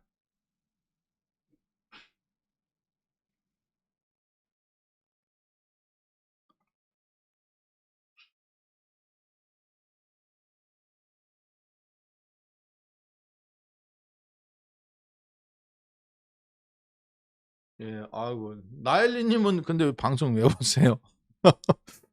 아니, 이분은 자기 주관이 확실한 분이네. 나엘리님.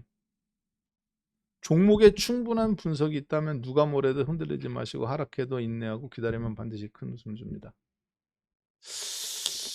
종목에 큰 믿음이라. 종목에 충분한 분석. 네, 맞는 얘기긴 한데 실질적으로 요즘 같으면은 그게 쉽지 않죠. 사실 1%에 해당되는 거예요. 그게. 네. 자.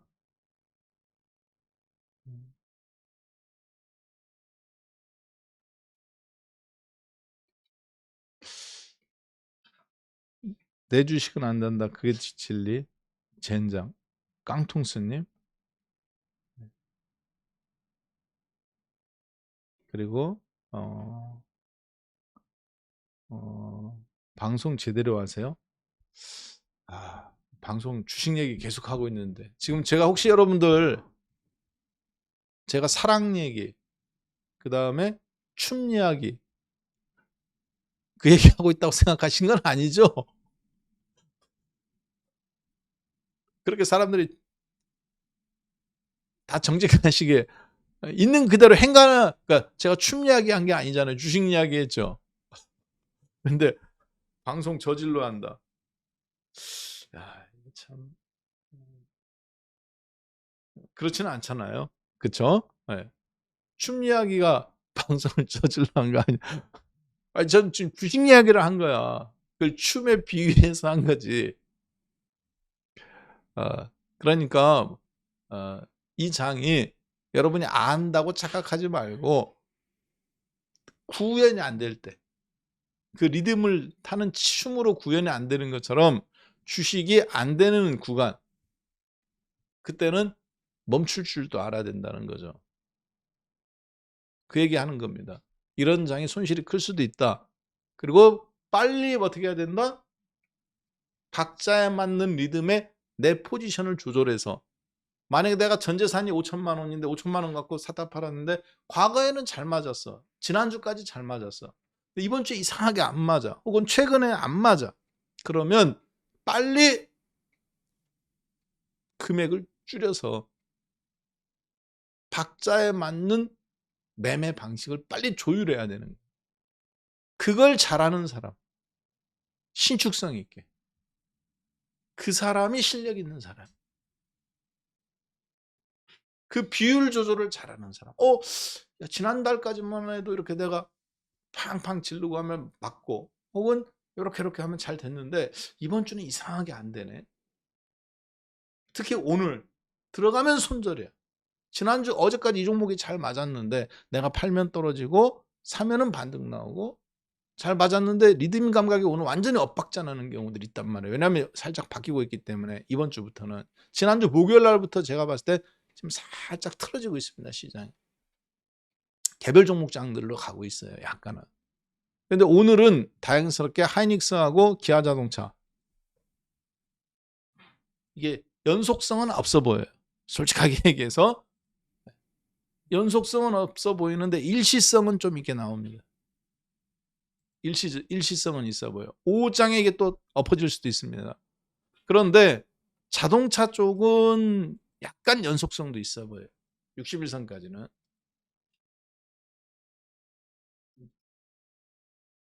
돈들이 약간 이제 움직이는 거죠.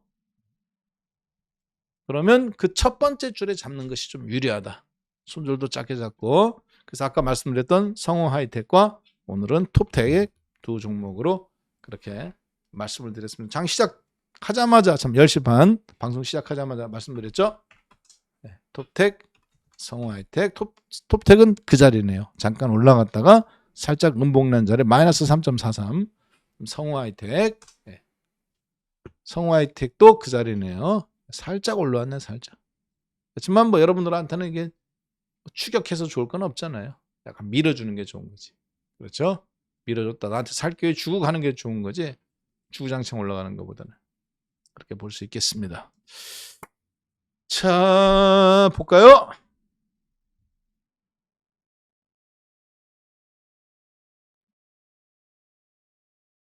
예.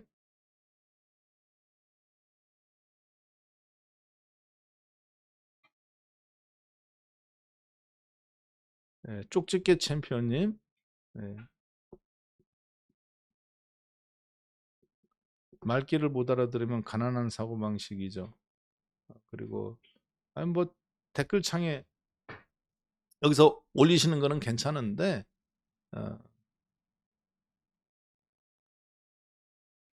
어, 시황을 비유하며 알려주는 거라.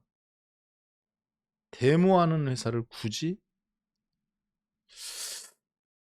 데모 많이 하는 나라가 좋은 나라 아닌가요? 저는 그렇게 알고 있는데, 국민들이 데모 많이 하는 나라 일수록 잘 살더라고요. 신기하게. 북한 데모하는 거 보셨어요? 지지를 못 살죠. 아프리카 있는 나라들 데모하는 거 보셨습니까? 데모 없죠. 모스크바 보세요. 데모하는 거 보셨어요? 데모하면 바로 어떻게 될지 모르잖아요. 근데 독일이라든가 프랑스는 1년 내내 데모야. 최저임금 안 올린다고 데모하지. 공무원들도 데모해. 근데 데모가 폭력적이지 않죠. 물론 일부는 폭력적이긴 한데 신기하게 프랑스, 그다음에 뭐 스위스, 벨기에, 독일, 네덜란드, 미국 다 대부분 피켓 시위들이죠.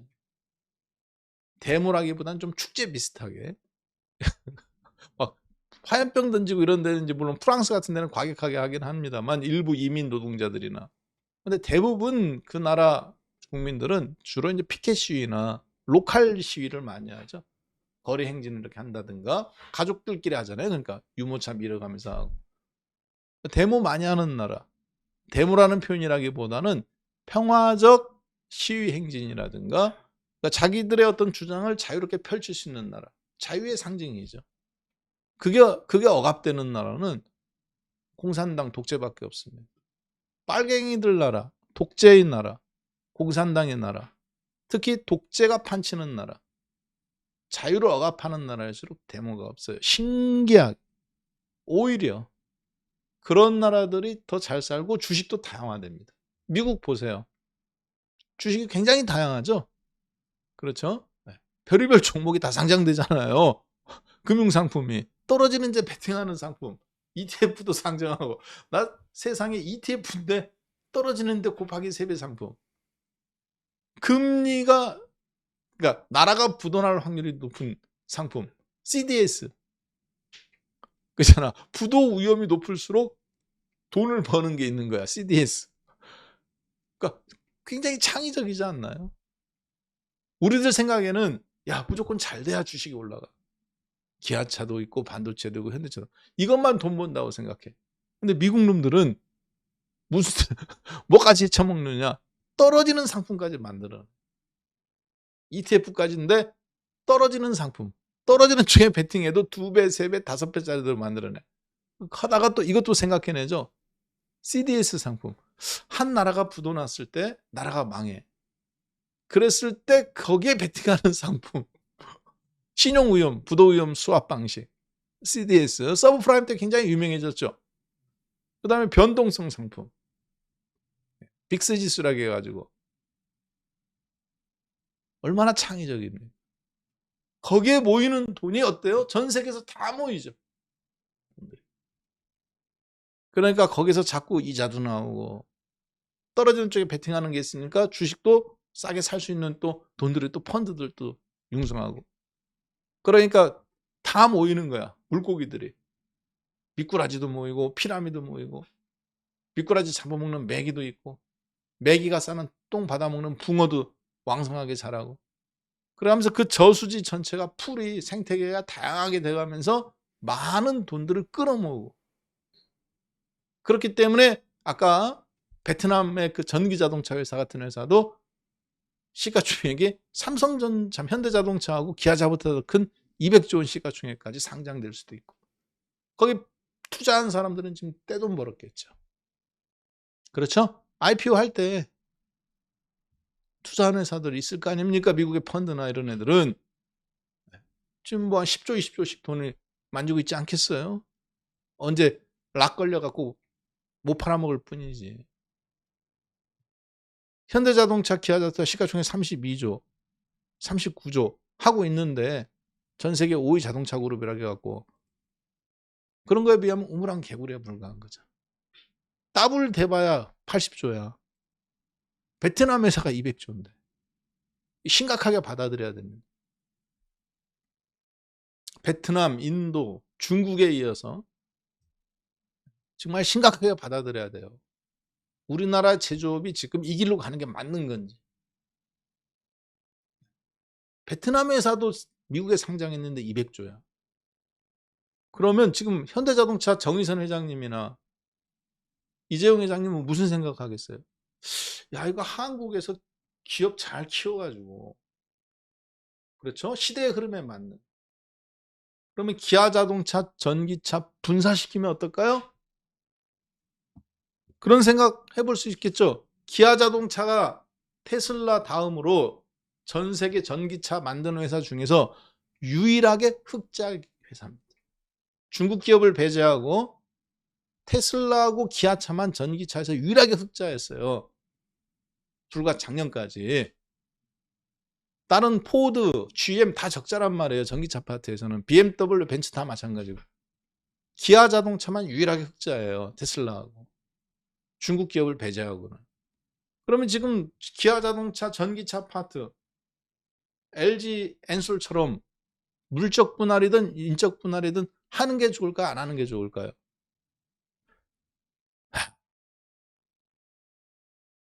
지금 제가 여러분들한테 천기누설을 하고 있는 거예요. 자, 생각해 보세요. 사람 머리는 거울 보라고 들고 다니는 게 아니란 말이에요. 자, 거울 보고 아유 내 눈썹이 이렇다 뭐 이렇다. 물론 이것도 하셔야 되지만 생각하라고 머리가 있는 거란 말이에요. 어디에서 생각하는 거예요? 뭐 사람 머리가 발바닥에 달려 있습니까? 생각하는 게? 아니면 엉덩이에 달려 있나요? 아니면 여기 배에 달려 있나요? 아니면 가슴에 달려 있나요? 아니면 마음속에 들어가 있나요? 아니죠. 어디에 있어요 지금 머리가? 맨 위에 있잖아요. 인간의 신체 중에서. 뭐 하라는 겁니까? 높게 생각하라는 거잖아요. 높은 곳에서 보고 듣고 가장 높은 곳에서 받아들인 정보를 가지고 그래야 정확한 판단이 이루어지죠. 땅바닥에서 보면 개미 새끼도 잘 보이고 바로 앞에 있는 신발 끝에 무늬는 그 흙도 잘 보이겠지. 그러나 가장 높은 곳에 있는 거잖아. 한번 잘 생각해 보세요. 제가 지금 처음부터 계속 베트남 기업 얘기하고 있는데 솔직히 이게 제가 봤을 때 엄청난 충격입니다. 그러니까 제가 대놓고 얘기는 못 하는 거야. 왜? 내가 생각한 추측한 거니까. 근데 정의선 회장님이라면 지금 무슨 생각하겠어요? 전 세계에서 유일하게 전기차 회사 중에서는 테슬라 다음으로 중앙 집중 방식으로 자동차를 설계해서 만들어낼 수 있는 회사는 지금 테슬라하고 리막이라는 회사의 지분을 20% 갖고 있는 폭스바겐, 그리고 리막의 지분을 10% 갖고 있는 현대자동차. 이게 특허란 말이에요. 아무나 못 만드는 거야. 반도체 먼저 들어오고 그 반도체를 중심으로 배터리, 전기 시스템, 바퀴, 제어 장치 모든 것이 다 컨트롤되는 방식으로 자동차 라인을 설계된 회사는 테슬라하고 리막밖에 없습니다. 토요타도 없어요. 테슬라하고 리막이야. 그런데 이 리막의 특허 때문에 폭스바겐도 예전에 1,000억 투자해가지고 10억 달러 투자했고 지분을 20%로 확보했어요. 현대자동차는 몇 개월 늦었어. 똑같은 돈을 투자했어요. 10억 달러. 지분 9% 확보했어요. 대신에 그렇기 때문에 주요 주주기 때문에 이 특허를 쓸 수 있는 거야. 그 공장이 어떤 공장이냐? 미국 기아 자동차 30만 대 전기차 생산할 수 있는 공장입니다. 엘라바마주. 이해되셨죠? 네, 거기 다 있잖아요. 우리나라 기아차, 현대차 공장들. 82번 국도가 쭉 따라가면서 쭉쭉쭉쭉 다 있죠? 백문이 불여일견인데 이게 자료가 있나 모르겠네요. 자, 그러면 베트남 그 기업이 지금 시가총액이 200조인데 그럼 빨리 생각해야 돼요. 기아차가 왜 올라올까? 오늘 기아차가 올라온다면 기아 자동차도 전기차 파트를 분사하는 것은 당장 분사는 아니겠지만 앞으로 분사 이야기가 계속 나아가면서 기아차의 가치를 끌어올릴 수 있는 단계까지 갈 수 있겠구나. 30만 대 생산할 수 있는 회사는 유일하잖아요. 테슬라 제외하고. 토요타도 못해요. 포드도 못합니다. GM도 못해요. 왜? 그 리막의 특허를 갖고 자동차를 그렇게 찍어내야 되는데 그게 안 된단 말이야. 폭스바겐은 찍어낼 수 있지 않느냐? 그런데 폭스바겐은 5만 달러 이상부터 인건비랑이나 있기 때문에 가능한데 현대자동차는 그걸 EMP 방식이라고 해갖고 기아 현대차 방식으로 다시 세팅을 시켰습니다. 그래서 그게 가능해요.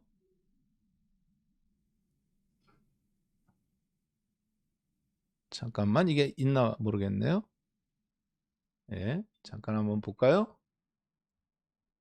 어디 보자. 현대차 그룹 여기 있네. 다행히 있네요.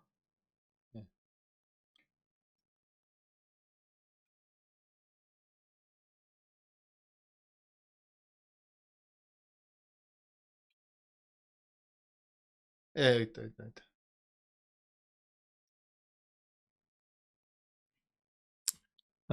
자, 그림 한번 잠깐 보겠습니다. 예.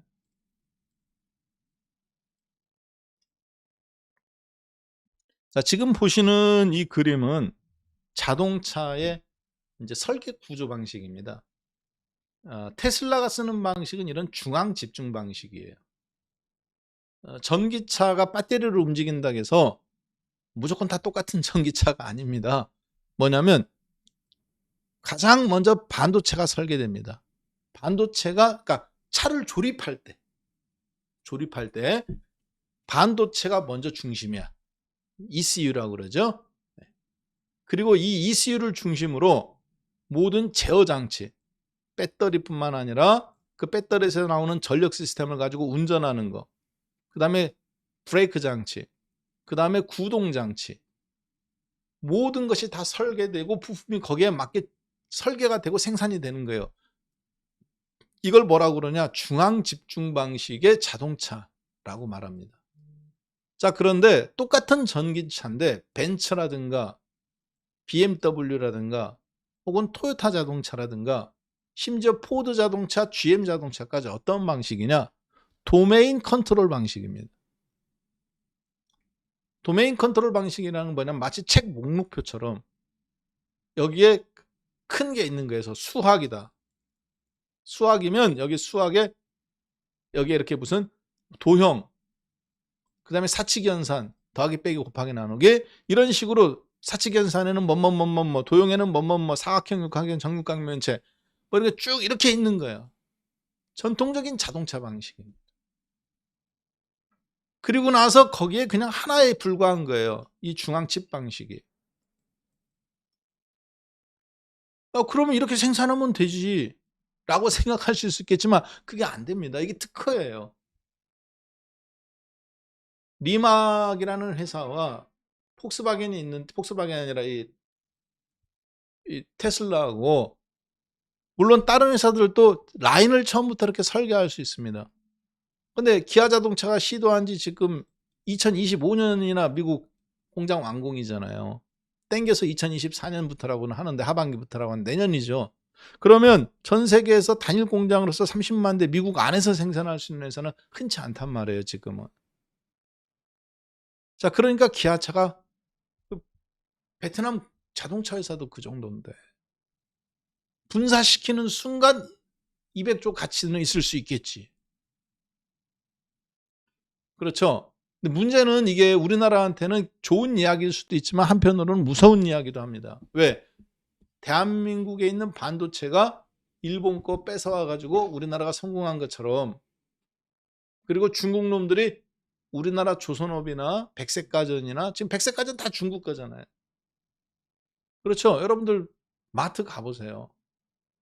LG라든가 삼성전자 백색가전이 좋긴 하지만, 프리미엄급이긴 하지만 중국 제품들의 가격 경쟁력은 중국 애들이 다 쥐고 있다. 핸드폰까지도 이미 넘어갔다고요. 제조 과정이 이미 점유율 자체가 안 되잖아요. 게임에 프리미엄급은 우리나라가 장악했다 하더라도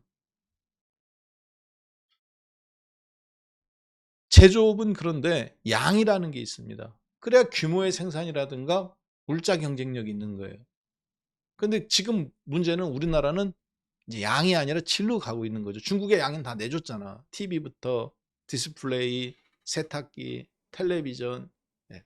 하이 퀄리티만 한국이 지금 LG나 삼성이 지배하고 있는 것 뿐이라고요. 자, 문제는 거기서부터 시작하는 겁니다. 어떤 문제가 시작되느냐? 그래서 기아 자동차 같은 경우는 그러면 그런 걸 보고, 야, 이거 차라리 분사시키는 게 낫지 않겠나? 이런 생각도 할 수 있겠죠. 누구처럼? LG 엔솔처럼. 회사 입장에서는 그 100번 낫단 말이에요. 한번 해볼 만한 게임이겠죠. 국가적 이익이나 여러 가지로 봤을 때.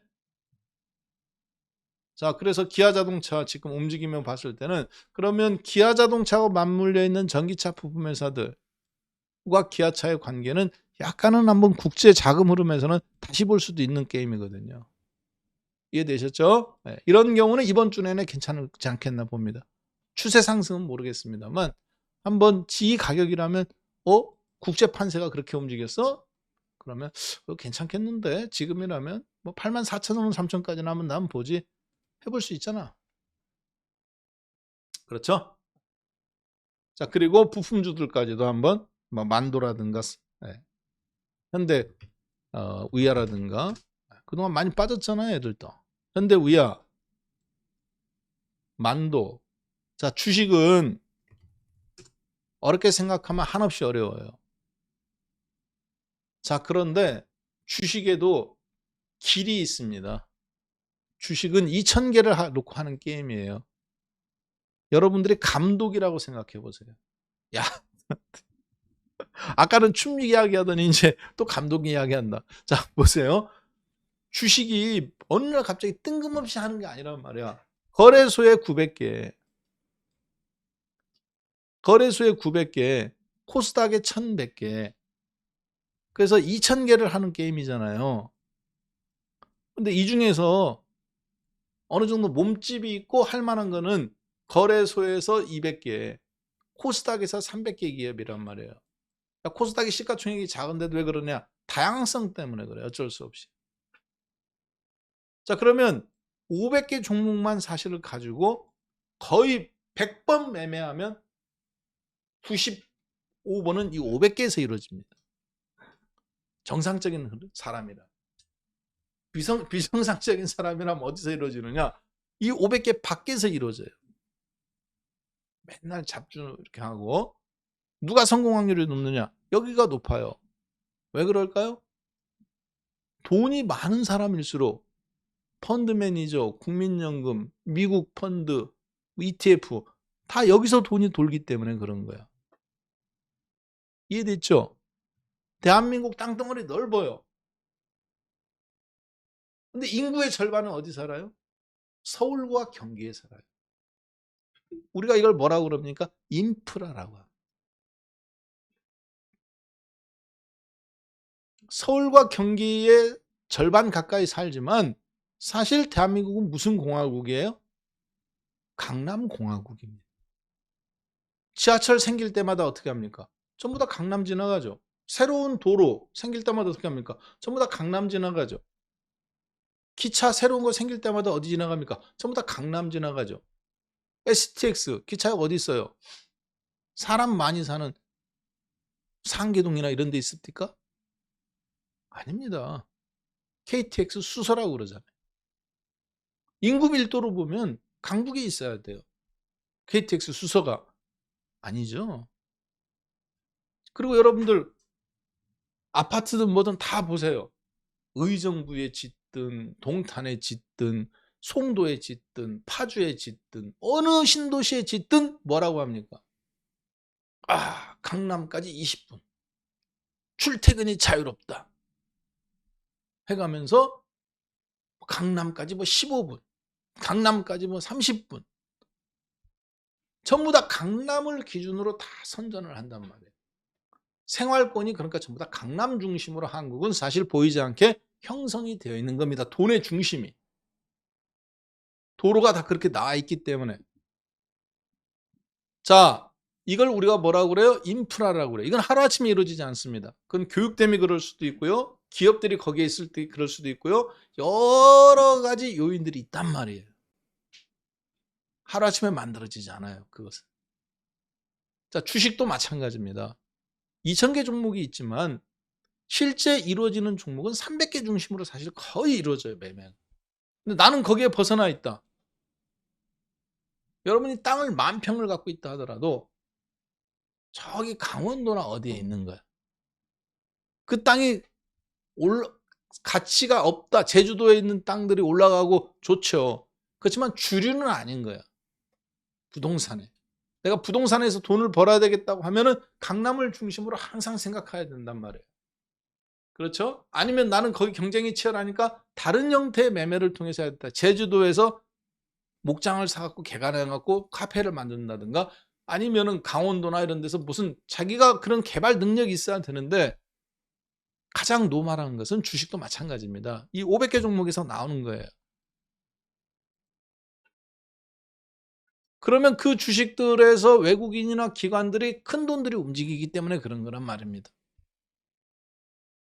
그러면 그런 종목들 중에서 이렇게 갑자기 움직이는 종목들이 있어요. 그동안 안 움직이다가. 그것을 여러분들이 마인드맵으로 주식을 만드셔야 됩니다. 섹터별로 구분해 가지고, 이런 방식은, 이런 시대는 이미 끝났어요. 이제 주식도. 반도체 섹터, 2차전지 섹터, 바이오 섹터, 무슨 디지털 섹터 해갖고 종목은 삼성전자 뭐 리스트로 가던 시대는 끝났습니다. 이렇게 마인드맵식으로 가야 돼요. 반도체, 그러면 삼성전자, 하이닉스 HBM 반도체, 한미 반도체, 주성 엔지니어링, ISL, 리노공업, 이오테크닉스, 이런 식으로 갖고 다 연결이, 이렇게 마인드맵으로 다 연결이 되어 있어요. 이거를 도식화를 해 여러분이 그려도 되고, 요즘 프로그램들이 잘 되어 있습니다. 마이크로소프트웨어 프로그램이나 이런 거 보면 사세요. 그거죠. 마인드맵 프로그램 해갖고 그렇게 한번 종목을 만들어 보세요. 그려보고. 그래 봐야 몇 개 종목이다? 2,000개 종목 중에서 거래소 200개, 코스닥도 300개까지 안 가도 돼. 150개, 350개. 그리고 나서 여기다가 이제 중소형 종목들 갖다 붙이는 겁니다. 하나씩. 거기다 조금 더 잘하면 뭡니까? 삼성전자 반도체지만 여기에 뭐가 있어야 돼요? 미국 엔비디아. 검은색으로는 한국 거 쓰고 빨간색으로는 엔비디아. 하이닉스 옆에다가 엔비디아. 미국 그래프도 도식화시켜서 미국 종목 움직일 때, 아, 미국이 올랐어, 뭐가 올랐어 하잖아. 매일같이. 나스닥 100 선물이 지금 올랐어. 투자할 때 합니까 안 합니까? 하시죠. 이걸 뭐라고 그래요? 우리가 노력이라고 합니다. 이런 노력이 없이 나는 그냥 돈만 벌겠다. 그걸 뭐라고 그래요? 만용이라고 그래요. 준비되지 않은 상태에서 돌격 앞으로만 외치는 겁니다. 부하들 다 죽이는 거죠. 만약에 이순신 장군께서 일본 놈들하고 싸웠는데 부하들 다 죽었어. 희생자가 너무 많아. 그러면 이렇게까지 추앙받지는 않으셨을 거예요. 주식도 마찬가지입니다. 노력은 안 해가면서 나는 주식으로 이만큼 벌겠다. 근데 노력은 하나도 안 해. 아, 주식이 노력해갖고, 주식은 불확실 상품이야. 노력한다고 버는 거 아니야. 맞습니다. 주식은 알 길이 없어요. 올라갈지 떨어질지. 그러니까 아무도 노력도 안 한다. 아닙니다. 그렇기 때문에 더 노력해야 되는 거야. 그렇기 때문에 만일의 변수, 야, 이번에 나는 2차 전지에서 오늘 포스코가 떨어지면 기아자동차를 사야지. 포스코도 떨어지고 기아자동차도 떨어져. 근데 하이닉스만 올라가. 그러면 나는 오늘 DB 하이텍을 한번 사볼까? 오늘은 삼성전자는 안 올라가지면 삼성전자를 베팅해야 되겠다. 아니면 이런 별의별 생각을 다 갖고 있어야 된단 말이에요. 그래서 플랜 A, B, C, D를 갖고 있어야지. A, B, C, D를 만들려면 어떻게 합니까? 시간과 노력과 준비. 아침 9시 장 열리기 전에 8시 반까지 다 마련해 놔야지. 그러려면 몇 시간 걸려요? 2시간 걸려요. 미국 시간 끝나고 2시간 걸린다고요. 그러려면. 그걸 매일같이 한다고 생각해 보세요. 그럼 노력해야지. 불확실하니까. 야, 주식이 뭐 그렇게 한다고 되는 감각으로 하는 거지. 개뿔. 쫄딱 망함. 변칙적인 운용도 그 폼이 완성된 사람이나 할 수 있는 거예요. 테니스 칠 때나 이런 때 보면 갑자기 유명한 테니스 선수들 중에 이렇게 뒤로 이렇게 친다든가 가랑이 사이로 이렇게 해갖고 공을 넘긴다든가 그런 묘기들이 나올 때 있죠. 그것조차도 기본기에 충실하고 통달한 사람이나 그런 변칙이 나오는 거지. 처음부터 기본기도 없는데 변칙을 쓰는 사람이 그 결승전까지 가고 세계적인 테니스 선수가 되겠습니까? 안 됩니다. 그건 어느 거든지 다 마찬가지예요. 세상 이치가.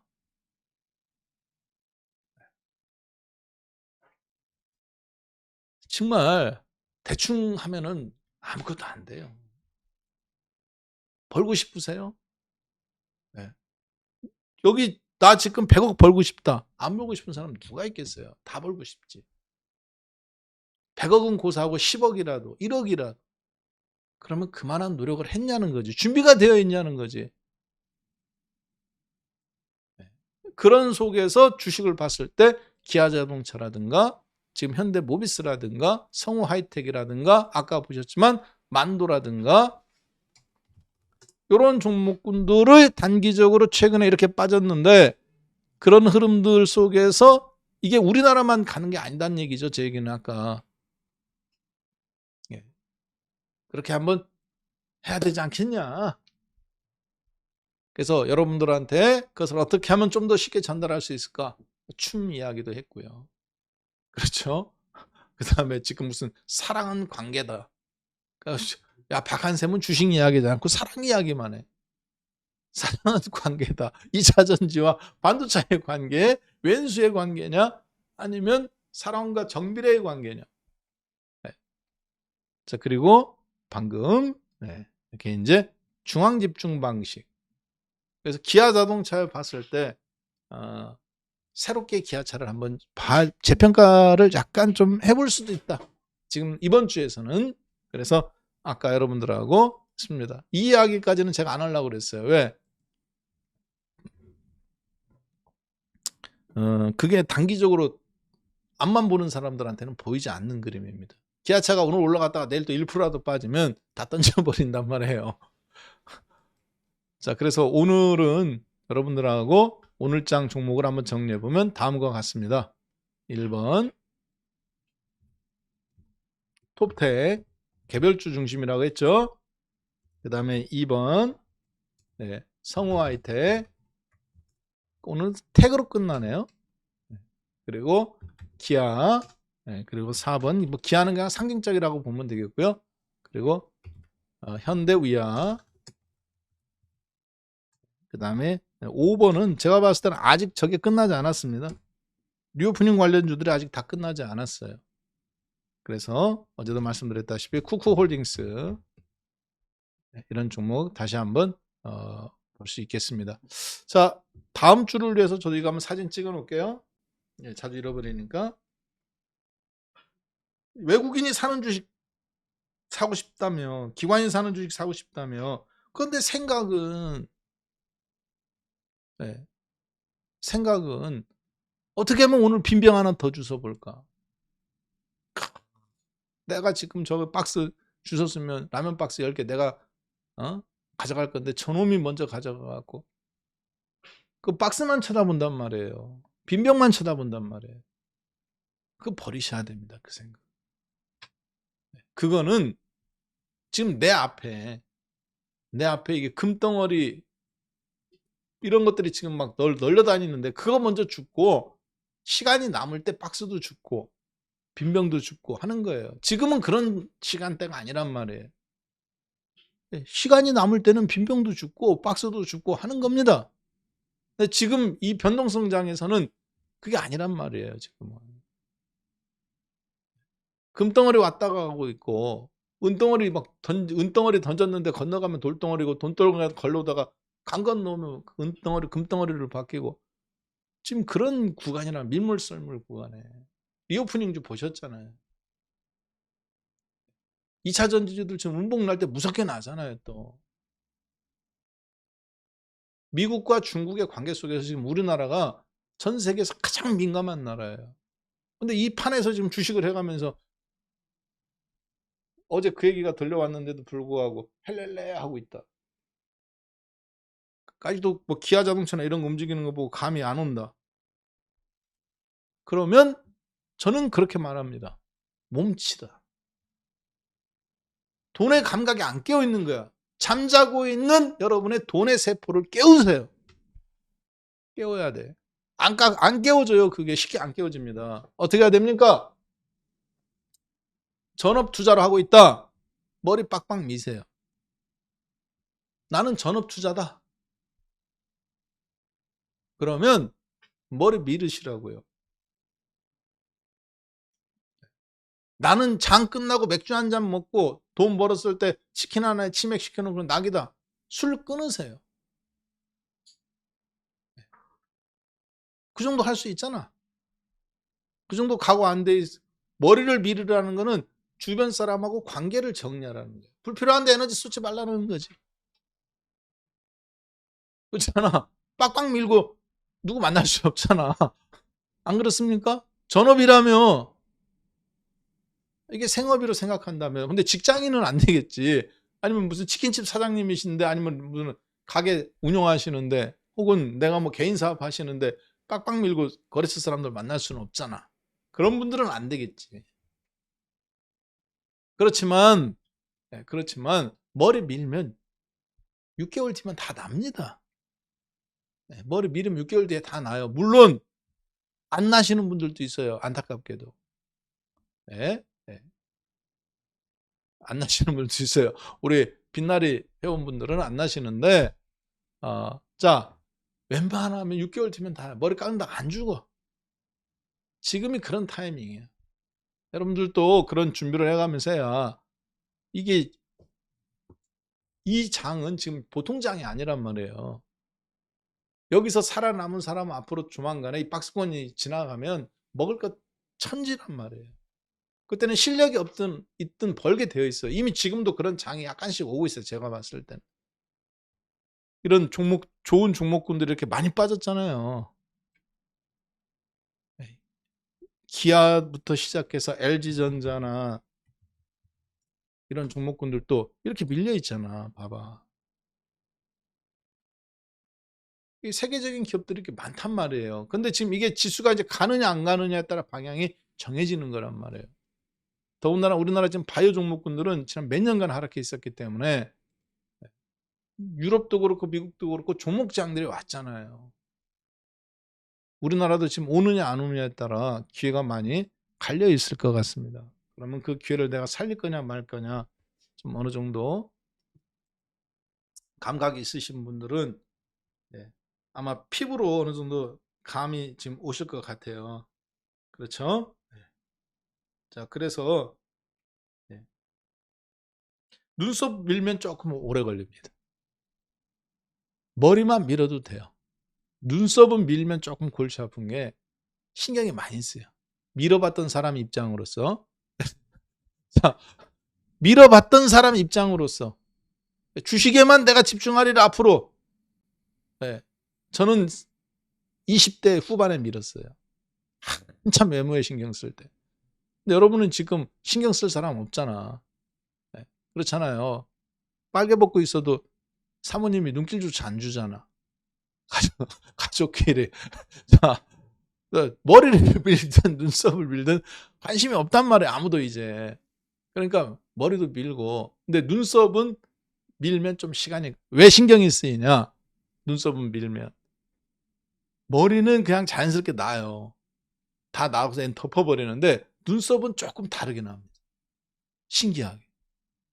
눈썹은 조금 다르게 나요. 그리고 잘못되면 좀 이상하게 돼. 모양새가.